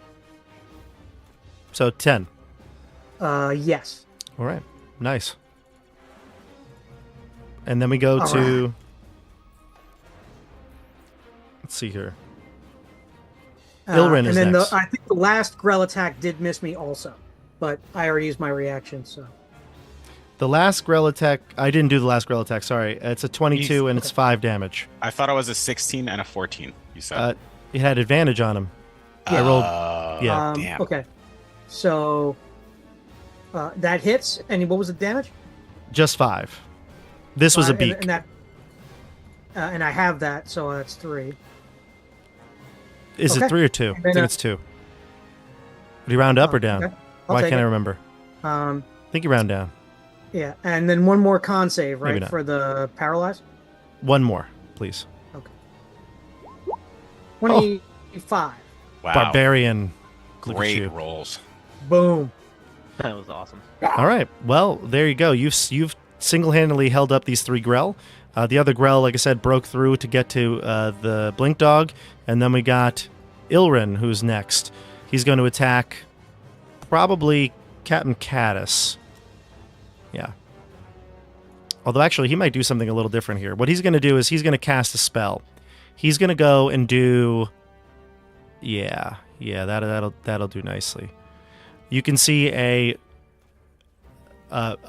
almost like a sphere of poisonous yellow-green fog heading towards you.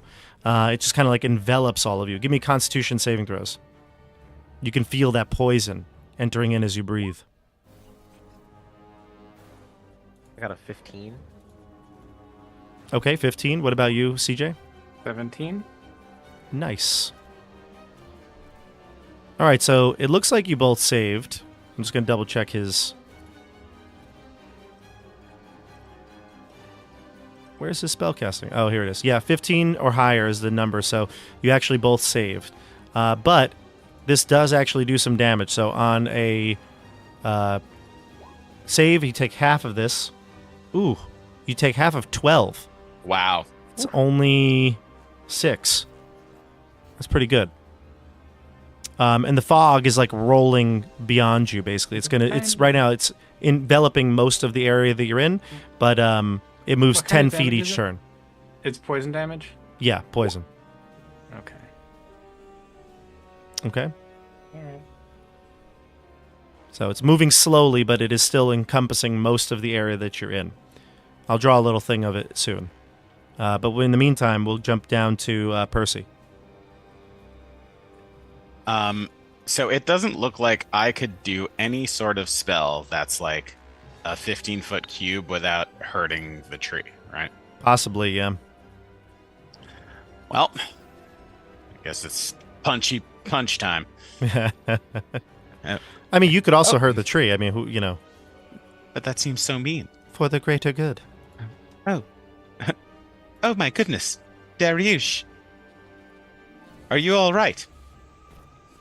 I'm fine. We He's- have to save the puppy. We do have to save the puppy. I will try to assist you as best I can. And I will go to the window, and I'm gonna punch the one in front of me. Sure. Oh my god. There it is. Oh god, I don't know if I could raise a 14. I think it's a 14. A 14 to hit? It hits! You hit. Huzzah! I guess these things have a low AC. So it'll do 10 thunder damage. Okay, to the first one across there. Yes. Okay. And then I'm going to use my second attack to punch the one on top of it. Not on top, but diagonally up from me. Okay, go for it. And that's a 23 for 9 thunder damage. Okay, that hits as well. It does 9 thunder to that one. So you split Great. the damage, right? You want to do one attack and the other? I do, because Okay. now those two creatures have disadvantage on everyone except for me on their attack rolls. Gotcha. Are you immune to poison or resistant? I am resistant to poison and that immune will- to disease. That will be very, very helpful. Great. Okay. We jump up to the top of the order now. Runar. Okay. Okay. What's this way? That's the edge of the ship. 60 feet below would be the body of Havoc. Okay. With my Big B's hand grappled around her, it has 60 feet of movement. Oh boy. So I have 30 feet of movement pulling her body over. So I will move her off the edge of the ship. You wouldn't dare, she says. Will you calm yourself? There is no need for this conflict. I do not understand why you've attacked me so recklessly. Give me intimidation check with advantage. Wings don't work in space, bitch. Her wing doesn't work. Yeah. Her wing is broken. She's gonna fall no matter what. Double 14's 13. 13. Oh, no, Let's see. That was insight. It's actually, I rolled the wrong thing. It's actually a +1, not a -1. So it's actually 15. All right. Well, she rolled. Yeah, she rolled an insight against you.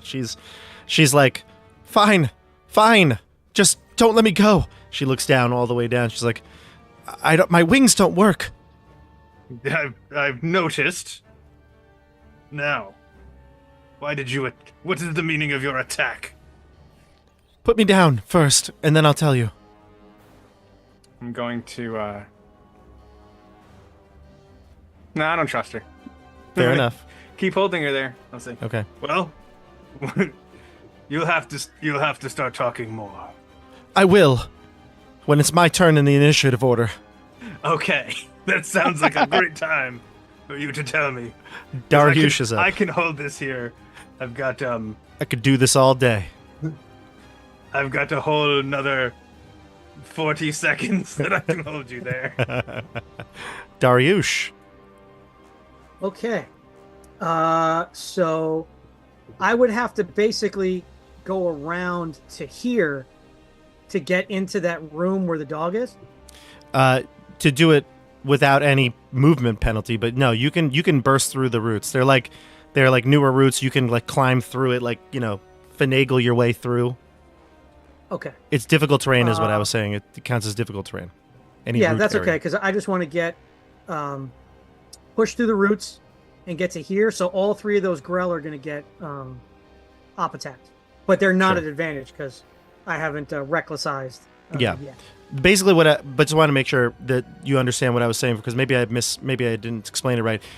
So at this point, his Treebeard's thing is like defenseless. They've gotten through. Like that's how that one that broke. So his roots are like they're just like annoying. They're in the way now at this point. Without your intervention though, they would have killed the dog. And 2 of the attacks will be at disadvantage. 2 reactions against him? Well, 2 of 3 attacks. Sure. Okay. Let's do the 2 with disadvantage. So that's a 9. The second one, a 5. And the one that does get through is a critical hit. Oh, boy. Well, all right. It's not that much extra damage, though. It's He's got hit points, and it's half. It's only 8. It's only 8 hit points, so half to 4, but the con check is the big one. Right. Okay. Natural 20. Oh, I see you a natural 20, and I raise you a natural 20. Wait. And I got, hold on. I got all these windows here, so I got to, yeah. Damn, look at you. This is how we do it. All right, okay. All right. Look at you. Hold on. All right. Okay, I'm back. All right. Sorry, I'm just checking the chat. Was the music loud? Is that what it was? Is the music loud? I can't tell. Let me know, everybody. Apologies. I'll turn it down a little bit if it's too loud. Okay. So let's see. I just gotta look up something here really quick. Where is it? How do letters work? Where is it? Here it is. Yeah, that's not really going to work because they're floating there, right? They don't have legs. Yes, they're floating, correct. Okay. All right. So never mind then. That's not going to work. Okay. So I'm just going to recklessly attack this Grell that's in front of me 3 times. Perfect. So let's get back up there. Now another natural 20. Be pretty sweet. Okay. So advantage because of reckless. 22 to hit. You hit. 25 to hit. You hit. And a 14 to hit. You hit. Okay. 10, 6, and 6. So 22 damage total. Damn. Okay, 22. It's still up, but it is hurt pretty bad. Okay. That's my turn. All right, we jump down to Inda. Inda tells you, Runar, she says, look, other people who found out about this crystal, or the shard, they've come to do terrible things to me and my crew. Luckily, we've been able to outrun them. But this... It seems like there's no escaping the power that you have. Put me down. I promise I won't hurt you. Reduce your size, and I will bring you back aboard. She goes back to her normal form. Okay. She tosses the mace at your feet. Not When as it an is my attack. turn, Not I will as an move you attack. Not. It was not an attack. When it is my turn to move, I will move the hand and bring you back aboard. We'll do this in a sort of a turn-based way. She says. She says as she finally shrinks down to size and you plop her back down. You hear sounds out across the distance of the body. She looks out into the open, broken piece of the ship, and she sees. It looks as though there's a writhing tree. She's like, "Do you see that? Is it my eyes deceiving me? Is that mast moving?" And maybe your eyes are better than hers, but you can look out towards the starboard section, and it's not a mast. It looks like a full-blown tree flailing its branches in the air, and you can hear it wailing. It would appear that is a tree of some sort, and it is looking quite pained. Perhaps we should investigate. It sounds like perhaps your crew or the people I came along here with may have ended up there. We can't let them make noise. She looks up at the sky, and you can see the scavers, almost like they're just frozen, like they're investigating with all their senses, probing. They have this red, almost like it looks like almost like a gemstone, but it's something biological in their body, and it looks like that thing is starting to scan out onto the horizons for whatever this disturbance is. And if the scavers find out, she says, they'll be here in no time. If we need, perhaps we can make a distracting noise in a different direction, but we should probably head there if we can get there. Do you know a way there? Is there a way? Well, I can't fly. Oh, I can't either. Not quite a thing that I'm good at. Are you some friend of Mordenkainen? Do you not have powers to get us there? Powers to protect them? I do. Perhaps just give me a moment and I'll have to think. And then about what you'll I can think. do. Exactly, and you'll think. And we'll go to top up to the stern. We got Caddis. All right. Is the purple box just the old gas cloud? The purple box is the gas cloud, yep. Mm-hmm. Okay, but is that still sitting on us? Yeah. Oh, I thought it went past us. Okay. No. So it you get the sense that it's moving. It'll move on his turn. It'll move 10 feet every turn. Oh, okay. So I'm still within this gas cloud. Yeah, I said right now, you're still within it fully, but every turn it's going to move. Yeah. Cool. That changes some things. Actually, you might. I wonder if there's anything you have to do. It's when a creature. Oh, actually, it's when you start your turn is when you make the saving throw. So we'll just say we'll count everybody's first turn in it as the start. I hate when they do that, but that's what it is. Yep. Okay. So I'm not going to take anything this round, is what you're saying. You already took Already the did damage. it. Yeah. Cool. I'm going to... One thing too, though, is the area is heavily obscured, so it's very hard to see. Yep.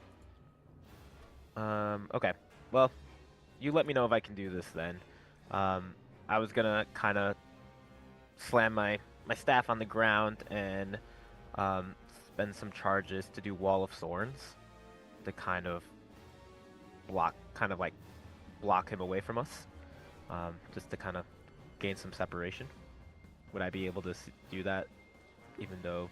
So for heavily obscured, what it does is it basically says that you effectively suffer from the blinded condition. All So right, never mind if it requires a sight for you to cast a spell or something, you won't. Okay, cool. I did not know that was... Yeah, okay. No, I didn't know I could do that then. You know what? I'm gonna have to do this.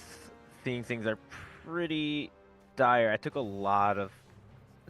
pretty big beating getting on this ship, and we haven't really had time to heal. I'm gonna have to burn a heal spell on me. Really? Okay. Go for it. I have 17 hit points. Go for it. So I'm gonna do that. And then I'm gonna, because I did that, I gain an additional 2d8 for Starry Form. Wow. 70. And then Oh my god. I was literally dying, and I was afraid that last when you said the gas wasn't gone, I was afraid I was gonna get hit again. Jeez. So imagine I feel like my eyes would glow or something look cool as I'm kind of healing up. And that's all I can do. Am I by the stairs?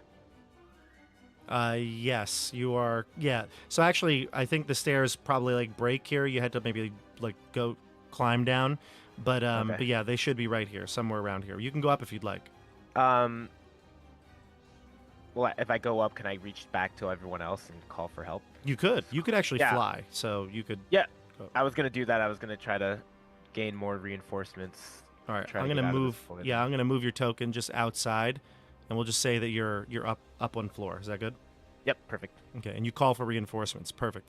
Zastra will follow you, and he wants nothing to do with Ilren, especially he can't see. So he's going to go up. And Xerox, it would be your turn. Okay. I don't want to stick around in this poopy gas. Either. So You head up. I'm gonna head up, but I'm gonna be like, the halfling is in. She's down there. The halfling. She's down there. I saw her. I saw the halfling. Zastra down says, Siren, you found her. She was down there. She's in one of those cells. We gotta get back down there, but We'll come back with reinforcements, my friend. just want to double check something. Sure. It will be the Grell's turn, so I'm just going to start rolling for the Grell attacks. And CJ, we can always come back to you if you have something else to do. No, that's it. Okay. Thought I had something, or I was looking for something to try and disperse the cloud kill, but I don't have any sort of wind-making spells. Wind. Let's see. Tentacles on you. Disadvantage, you said, from the first one? No. It's disadvantage against just Darius. Other so people. normal, Right. Normal Okay. on me. So I got 3 tentacles. We've got a crit, a 12, and a 15. All right. The crit will hit. 12 damage and a Constitution saving throw, please. All right, here comes the Constitution save with advantage. 20. Nice, that saves. And then a bunch of other attacks that I think miss. Does a 19 hit you? Nope. Okay, bunch of attacks that miss. All right, so that's the Grell's turn over there. And then on Kyle, we've got tentacles and a beak. Yeah, that one has advantage because I was reckless. I rolled it with advantage, yep. So we've got 15 for the tentacle and beak 18. They both miss. All right. The whiff on the Grell's turn for sure. That's annoying, but good for you. That's annoying. Actually, when it misses, I'm going to do another riposte. Another riposte. Go for it. And I'm just going to do a claw. I'm not going to bother with the bite. Sure. Come on. 18 to hit. 18 hits. All right, so that's going to be 6 plus a D8. 8. So 14 total. Wow, this one's on its last tentacles. We'll see what happens next, but it's good there. The dog next to you will jump into the initiative here. However, whoops, the dog runs up beside you and says in a small, squeaky voice, "Thank you, my friend. I appreciate that. You are my friend forever." And he runs up and he's going to Goddamn right I am. bite this thing. So weird. You notice, though, that he actually, he looked like he was barking, but words came out. Almost like in Up, Doug, the dog in Up. Have you ever seen that movie? Yes. It's like that. Like looked like he was barking, but voice came out instead of that. He gets a 17 and he does 7 damage to it. Nice. And that will be enough. He rips the tentacle out with his teeth and the brain falls to the floor. Blood pooling up at your feet. Fuck yeah. All right. Next we go to Ilrin and then Percy. But Ilrin is down below deck and nobody knows what he's doing, so we're going to skip his turn. Percy, it's your turn. All right. I think I will. So the lower one, when I was looking, Darius did a bunch of damage to the one on the bottom, right? They're all damaged in some way, but no, the one that he was doing the most damage to is dead. Okay. Well, then you know what? I'll just keep focusing on the 2 that I just punched last time. In fact, I'll be honest with you. They are all almost identically. They look almost identical in terms of their health. Well, there you go. Yeah. All right. So I'm gonna punch the one in front of me and punch the one above me. First attack is a 12. A 12. That'll hit. Wow, very easy. All right, that's 11 damage. And second attack, or not second. Well, yeah, for the other one is 14 for 25. You're hitting 2 different ones. Yes. One up top and one to the center. Yes. Okay. They're both hurting. They're still up. And anything else? That is my turn. Okay. We jump back to the. Actually, no, that's it. That's it. Okay. Runar. Okay. Well, I don't have any. Perhaps I don't have any quick way of getting there. It's about looks about 300 feet away, but we could hop on the hand and try and traverse across the space. It moves 50 feet. Yeah. It moves 60 feet on a turn. So you could it get takes there in 5 about turns. Yeah, about 5 turns. Yeah. Yeah. Okay. She says, "Well, I guess there's no other option." As long as you agree not to attack me, I mean, we'll both die if I lose concentration on this hand. Let us. Oh boy. All right. Innuendo it is. Assured destruction if you try. Innuendo it is. She hops in the palm of your hand. Got you in the palm of my hand. She, you're gonna. Before I had her wrapped around my little finger. But now. So now you're gonna float across Aladdin style and Aladdin style and the Big B's hand. I can show you the world. And you're floating across this dead god's intestines, and you're gonna head all the way down to the pelvis. Yep. Ready? Here we go. All right, we go to next up would be Dariush. Back to the fray. Okay. So I'm going to wiggle my way back through the roots. Yep. And I'm going to start hacking away at this guy on the bottom. Okay. Okay. Claw attack. I'm reckless. Oh, you're reckless. 'Cause why not? Oh, you reckless. 10. That's probably gonna That does not hit. okay. 24. That hits. And a non-natural 20. Those both hit. So 8 damage and 11. So 19 damage total. Sweet. Excellent. Yeah. They're all hurting. They're all like injured pretty badly. At this point, they're not really quite sure if they can continue the fight. It's not their turn yet, but they don't look too keen on sticking around. Inda, it will be her turn. She'll be riding with you, and she'll say to you, CJ, that while you're traveling, showing each other the new worlds here, she says, "Look, that scaver," and you can see the giant shark-like thing with the red eye. It seems like it's pointing in the direction of Havoc, and she says, "Once its scan is complete, it'll sense the movement. It won't be long before it's here. We have to get to my crew. We have to get this shard, or else we'll be dead. Once one scaver comes, more will follow."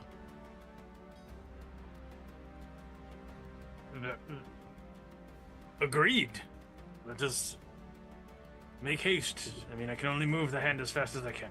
She says, I've got to hand it to you. This is quite nifty."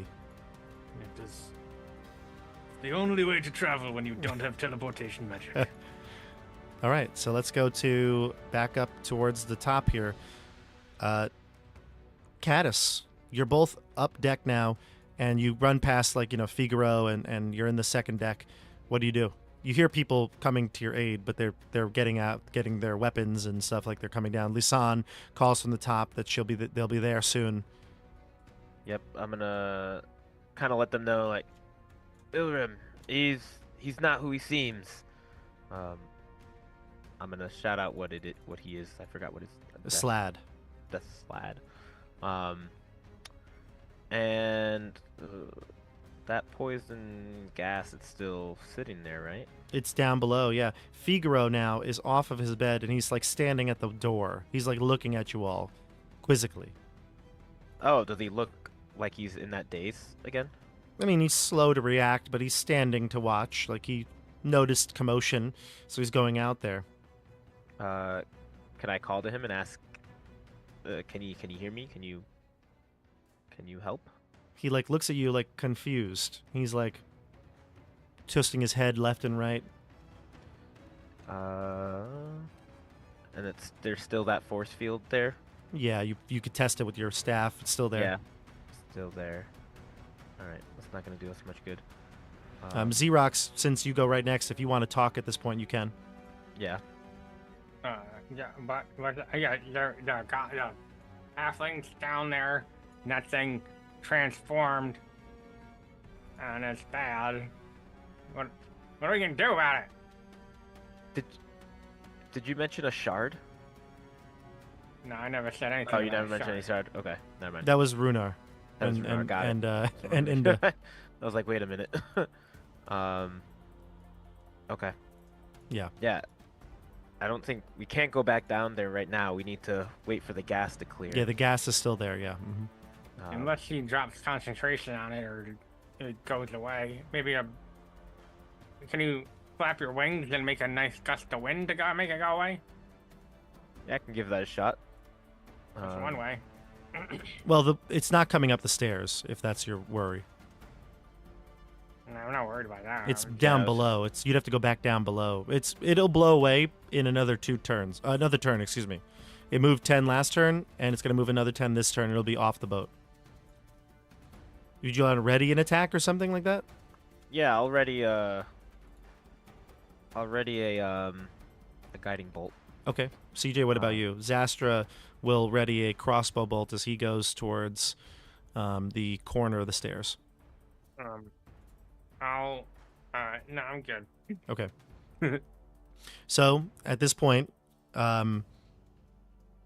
are going to go to the Grell and then Ilrin.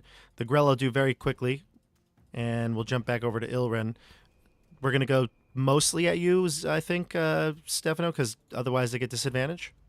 Yeah, the top 2 get disadvantage. Okay. Let's see if I can bring everybody to that spot. Perfect. And we'll do the Grell on you. So 2 of them are going to tentacle and beak. 17 was the highest I got. All misses. 1 on Kyle with disadvantage, a 20 and a 7. It would have regular because he did reckless. Oh, so 20, Kyle. Is that you? That will hit. So Constitution save and 12 damage. Beak misses you. All right, so that's 6. Mhm. Damage. And con save. 12. You wait, are- hold on. I'm gonna use Flash of Genius, and he gets a +4 to that roll. Damn. So it's 16? Yep. You are not paralyzed by the skin of your teeth, Kyle, so to speak. The teeth are nasty as well. Your teeth would have skin on them. All right. Back to the fray over with the slaad. Now, you can see the slaad start to rise up the steps. In tow, it carries a female halfling with it. And Christian, your ready to action could go off, but I'll even allow you to decide here, because the first thing you see is the body of a female halfling. She's kind of like limp and lifeless, but you can sense that she's still alive. He's holding her out, almost like shielding his body with her. So if you choose to attack here, he's going to have cover, and it's potential you could hit the halfling. No, I wouldn't. That's not what I would do. Okay. And he says to you, "Everybody stand down." What do you say? Where is he on the map? He's right next to you, isn't he? You don't see him? Oh, there he is. No, my character's not there. You're right there. Okay. All right, I just refreshed my screen. Ah, That okay. was so Maybe there's a weird. little lag or something. Yeah. Okay. He says, "Everybody stand down, or she dies." I kind of signal to our buddy here to kind of lower his crossbow here and kind of just say, "What do you want?"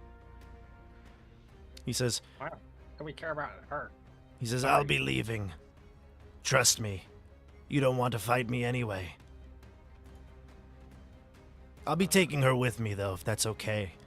And Figaro is now at the door, and he looks over, and he sees Siren, and he looks out, and he goes, you hear him speak for the first time, but no sound really comes through. He just kind of mouths it, almost a whispery. It's like very little.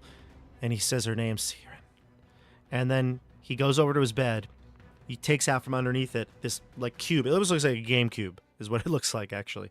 He takes out this cube, and he presses this button on top of it, and the force field that's protecting the room goes off, and he steps out, and he says, "That's what it was.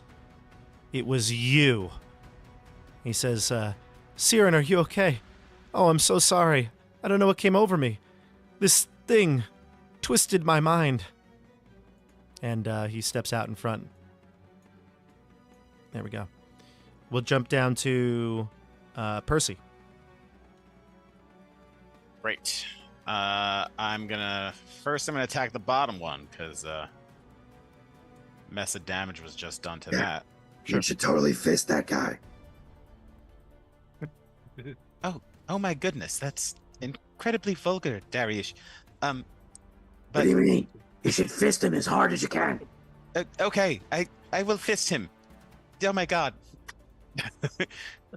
28 for a 7. You hit? I'm gonna try to take this guy out. I'm attacking the bottom one, by the way. Yep. Yeah. Mm-hmm. You're fisting And the second bottom. attack. 22 for 14. And that'll kill him. Great. See? You fisted him to death. Yeah, that's what you did. You rocket fists, right?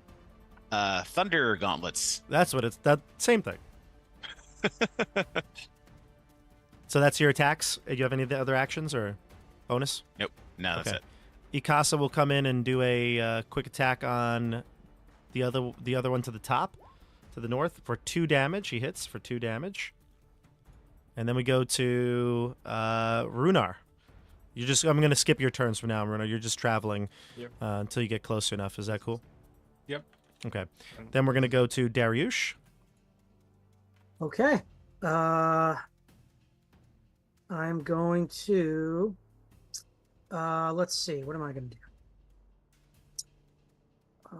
I'm going to use, because I'm just below half. So I'm going to use my normal bite attacks because they'll have advantage without giving advantage to the growth. So Mhm. I'm going to bite twice. Okay. 24 Yep. and a 26. Nice. Both hit. So that's a 7 and 6. So that's a total of 13 damage. And I'm going to use Empowered Bite to get 7 hit points back. Sweet. Okay. End of your turn? That is my turn. Okay.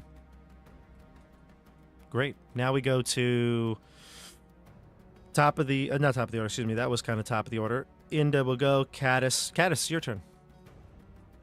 You're gonna let him go? No, I don't want him to go.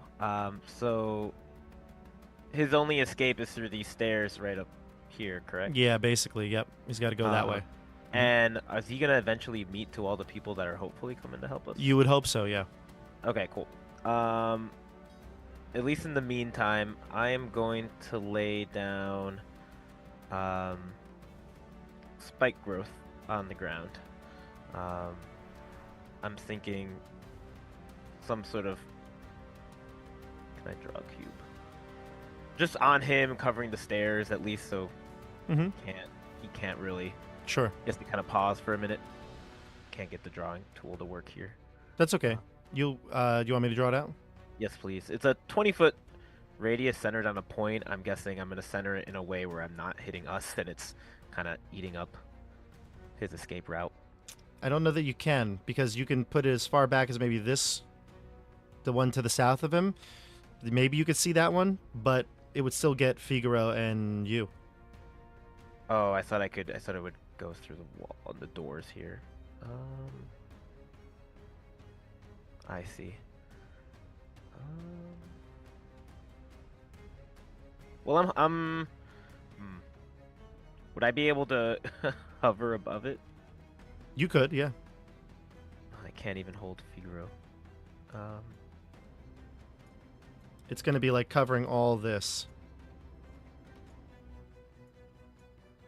All this will be covered. All that would be Excluding what's behind the doors, I guess. Or maybe it would. It Yeah. would curl up under the doors, too. That's what I was hoping to do. I was hoping to center it and it would just go. Okay, so it's going to get everybody, though, but at least everybody will be there. Okay, Yeah. yeah, that's fine. We'll say that. Yep. And, Yep. you know, if they choose to move or whatever, they'll hurt themselves. Yep. Okay, so that's the end of your turn. It's Xerox. You're up. Okay.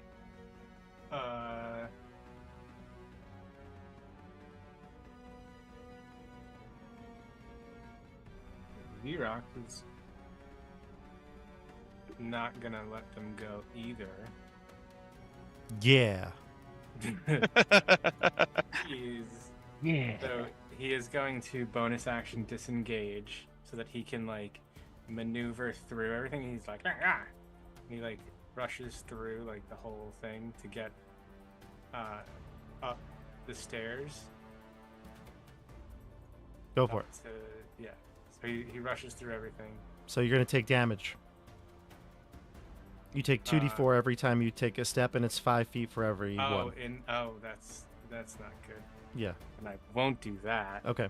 Great. Thanks a lot. If you'd Travis. like, you can climb on the outside part here. You can climb up the toward the top deck. It's just dangerous because you could fall. That's just as bad. Yeah. You look out though, Xerox. You see, and this is crazy to you. You see a floating giant hand, and 2 figures floating upon it. Yeah, I can see that. And I also see, look, that tree over there is moving a lot too. Yeah. Anybody worried about that? I look up and be like, there's those fish things are looking pretty sketchy. Yeah, it looks like some of the scavers have, or at least one scaver has picked out Havoc and is looking towards scanning it. Yeah, things that might not be it might not be a great place to hang out for a while. Well, I'm just gonna use Tireless and use Deft Explorer. And give myself 3 temp hit points because Sweet. Why not? Okay. All right. So, And yeah, go ahead. that's- Sorry. You know, that's my action, and yeah, I'm gonna mention all the stuff that I see out there. I'm like, There's a lot of stuff going on out there. You pointed out to Caddis and everybody. yeah, I pointed out to everybody, Sweet. everybody, including the slaad and everything. I'm like, Mm. Doesn't look like it's the good time to leave the boat. The Grell are going to go this way, and they are going to leave combat, so you can all take attacks of opportunity if you'd like to, and they're going to fly upwards and out of the ship, if possible. All attack opportunity. Oh All right, boy! looks like a hit. 15. Oh, that's terrible damage for a crit. Do you I did attack the 11 one da- that was to the north? Sure. Okay.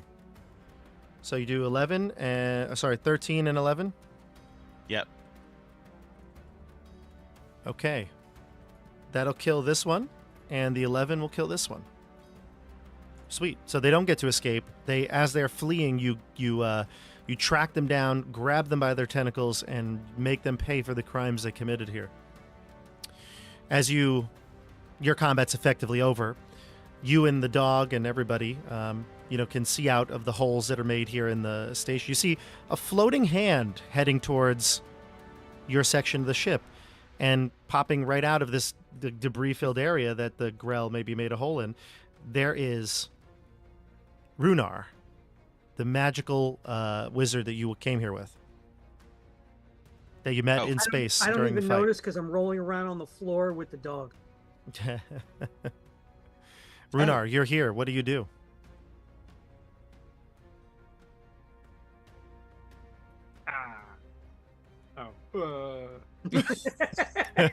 sorry, I forgot who I was. Captain Inda hops off. She gets onto the ship. What is the meaning of all this ruckus over here? Are you... And... Oh, the Tin Man. And... That weird beast. And there's another beast here now also. No, it's not important, she says. Right now, we have to hurry. She climbs through the rest of the roots, and she goes into the desk drawer here. No, she does. Sorry, she does not need to go into the desk drawer. I apologize. She does not go into the desk drawer, but she does maybe grab a bunch of the parchments and shoves it in her bag. But all the time while she's here doing this, she starts to hum and sing. And she says, "The moon sings a song for the lost." And runes appear right here. I'm going to put it on the map so you can see it. There we go. You see it? This circular emblem with runes on it appears on the wall here. She says, "Now, if we can just get to my first mate Figaro's quarters, we can unlock the vault." And back up top. Two small hands burst out of my chest and sort of rip my rib cage open, and then like my beast shape kind of falls to the ground, and my regular form is there, and I'm like picking goop off myself, and I just go over. I'm like, "Who are these two?" The dog starts licking you. Oh my god, that's disgusting. Who's the best boy in the whole world? I love this one. This one is my friend forever. Is this your dog, by the way? Wait, why'd you just turn into Squirt the oil can? In a way, he rescued me. Oh, hello, Lord. How are you? Tin Man, fantastic to see you again. I'm glad to see that you've survived whatever it is that was happening here. We had to rush over because we were worried that the ruckus you were causing might have brought down a bit of unintended intention from the upstairs, the outside world, if you understand. Sure. Yeah. We need to get to my first mate. Hop on the hand, quickly. Oh, is this hand your friend? We don't have a lot of time left with this hand. I'm probably going to have to switch to the other hand. Oh, can I give it a fist bump before it goes away? Oh, absolutely. You might be careful, though. It may hurt a little bit. Oh, you don't have to worry about him. He's a master at fisting. I've learned now that fisting seems to be my calling. Hop on, Is- quickly, she says. Again, not that one. It won't get us very far.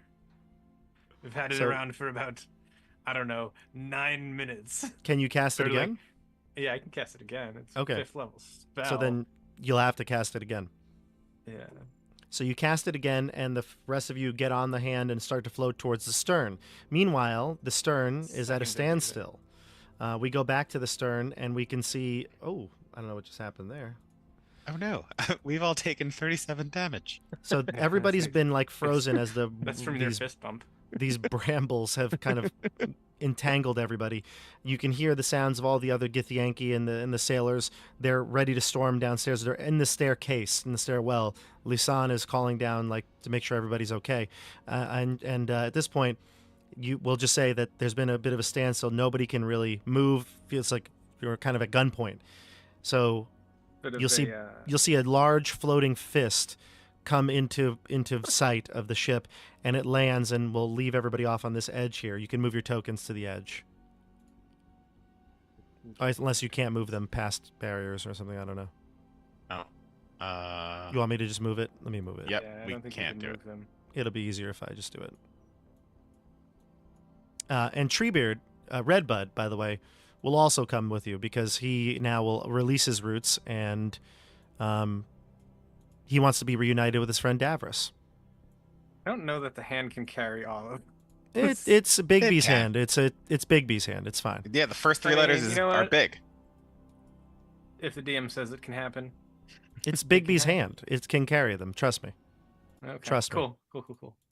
So you head here towards the ship, and at the end of your journey, you hop off, and the Captain Indra sees Caddis, and she's like, "Couldn't be Caddis." I turn around at that, and I kind of just like, I knew you were still alive. I And you just start making out. I can't say so for She's- my ship. She slaps him across the face. How dare you? Yeah. Dare you? She can't fly. She tries to fly, but she scuttles over closer towards you. She pushes Xerox and Runar out of the way to get there. She pushes both your characters away, CJ. Ah! Oh no, did he take the damage? Can I drop? No, I don't want to drop it just yet. She said, but she looks over towards the slaad and she says, well, we have a stowaway. The slaad looks very worried right now. He's holding Siren right in his hands, but she's like waking up and she's kind of like afraid and scared. He looks around and he feels cornered and he says, I didn't want to do this, but it seems I have no choice. I'll see you all in hell. And he starts to cast a spell. And he casts a spell that's going to shift him out of this plane of existence. Now, I think this was mentioned earlier, but may not have been. But he says the incantation. His body starts to shift like in and out of reality. He drops Siren. But then something goes terrible. You can feel the body of Havoc sort of writhe, and that motion rocks the ship. Everybody kind of grabs onto something to hold on to. And all of a sudden, strange magic just like messes with the spell. You can see like his body start to like almost like shift and cut into pieces, moving around like a puzzle cube moving around. And then eventually it goes faster and faster. And then he explodes, his black like demonic ichor spewing over everybody in the nearest like 10, 15 feet. So maybe Figaro, Siren, Zastra, those people, they get spewed with his ichor. And what's left is just like this putrid puddle of the slaad. I'm gonna drop the spike growth so Sure. we can move around. And that is why I did not teleport us here. I look at Dariush and I say, "Oh, that was very similar to your transformation." Yeah, And- it can get gooey sometimes.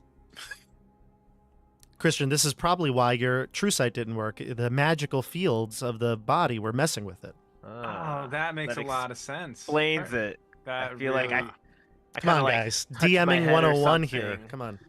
It's Kinda like always Feels Two like a ch- fog just got lifted out of my head or something. I Yeah. can kind of think clearer now. Exactly. Um, DMing 101, everybody. You know. DMing 101.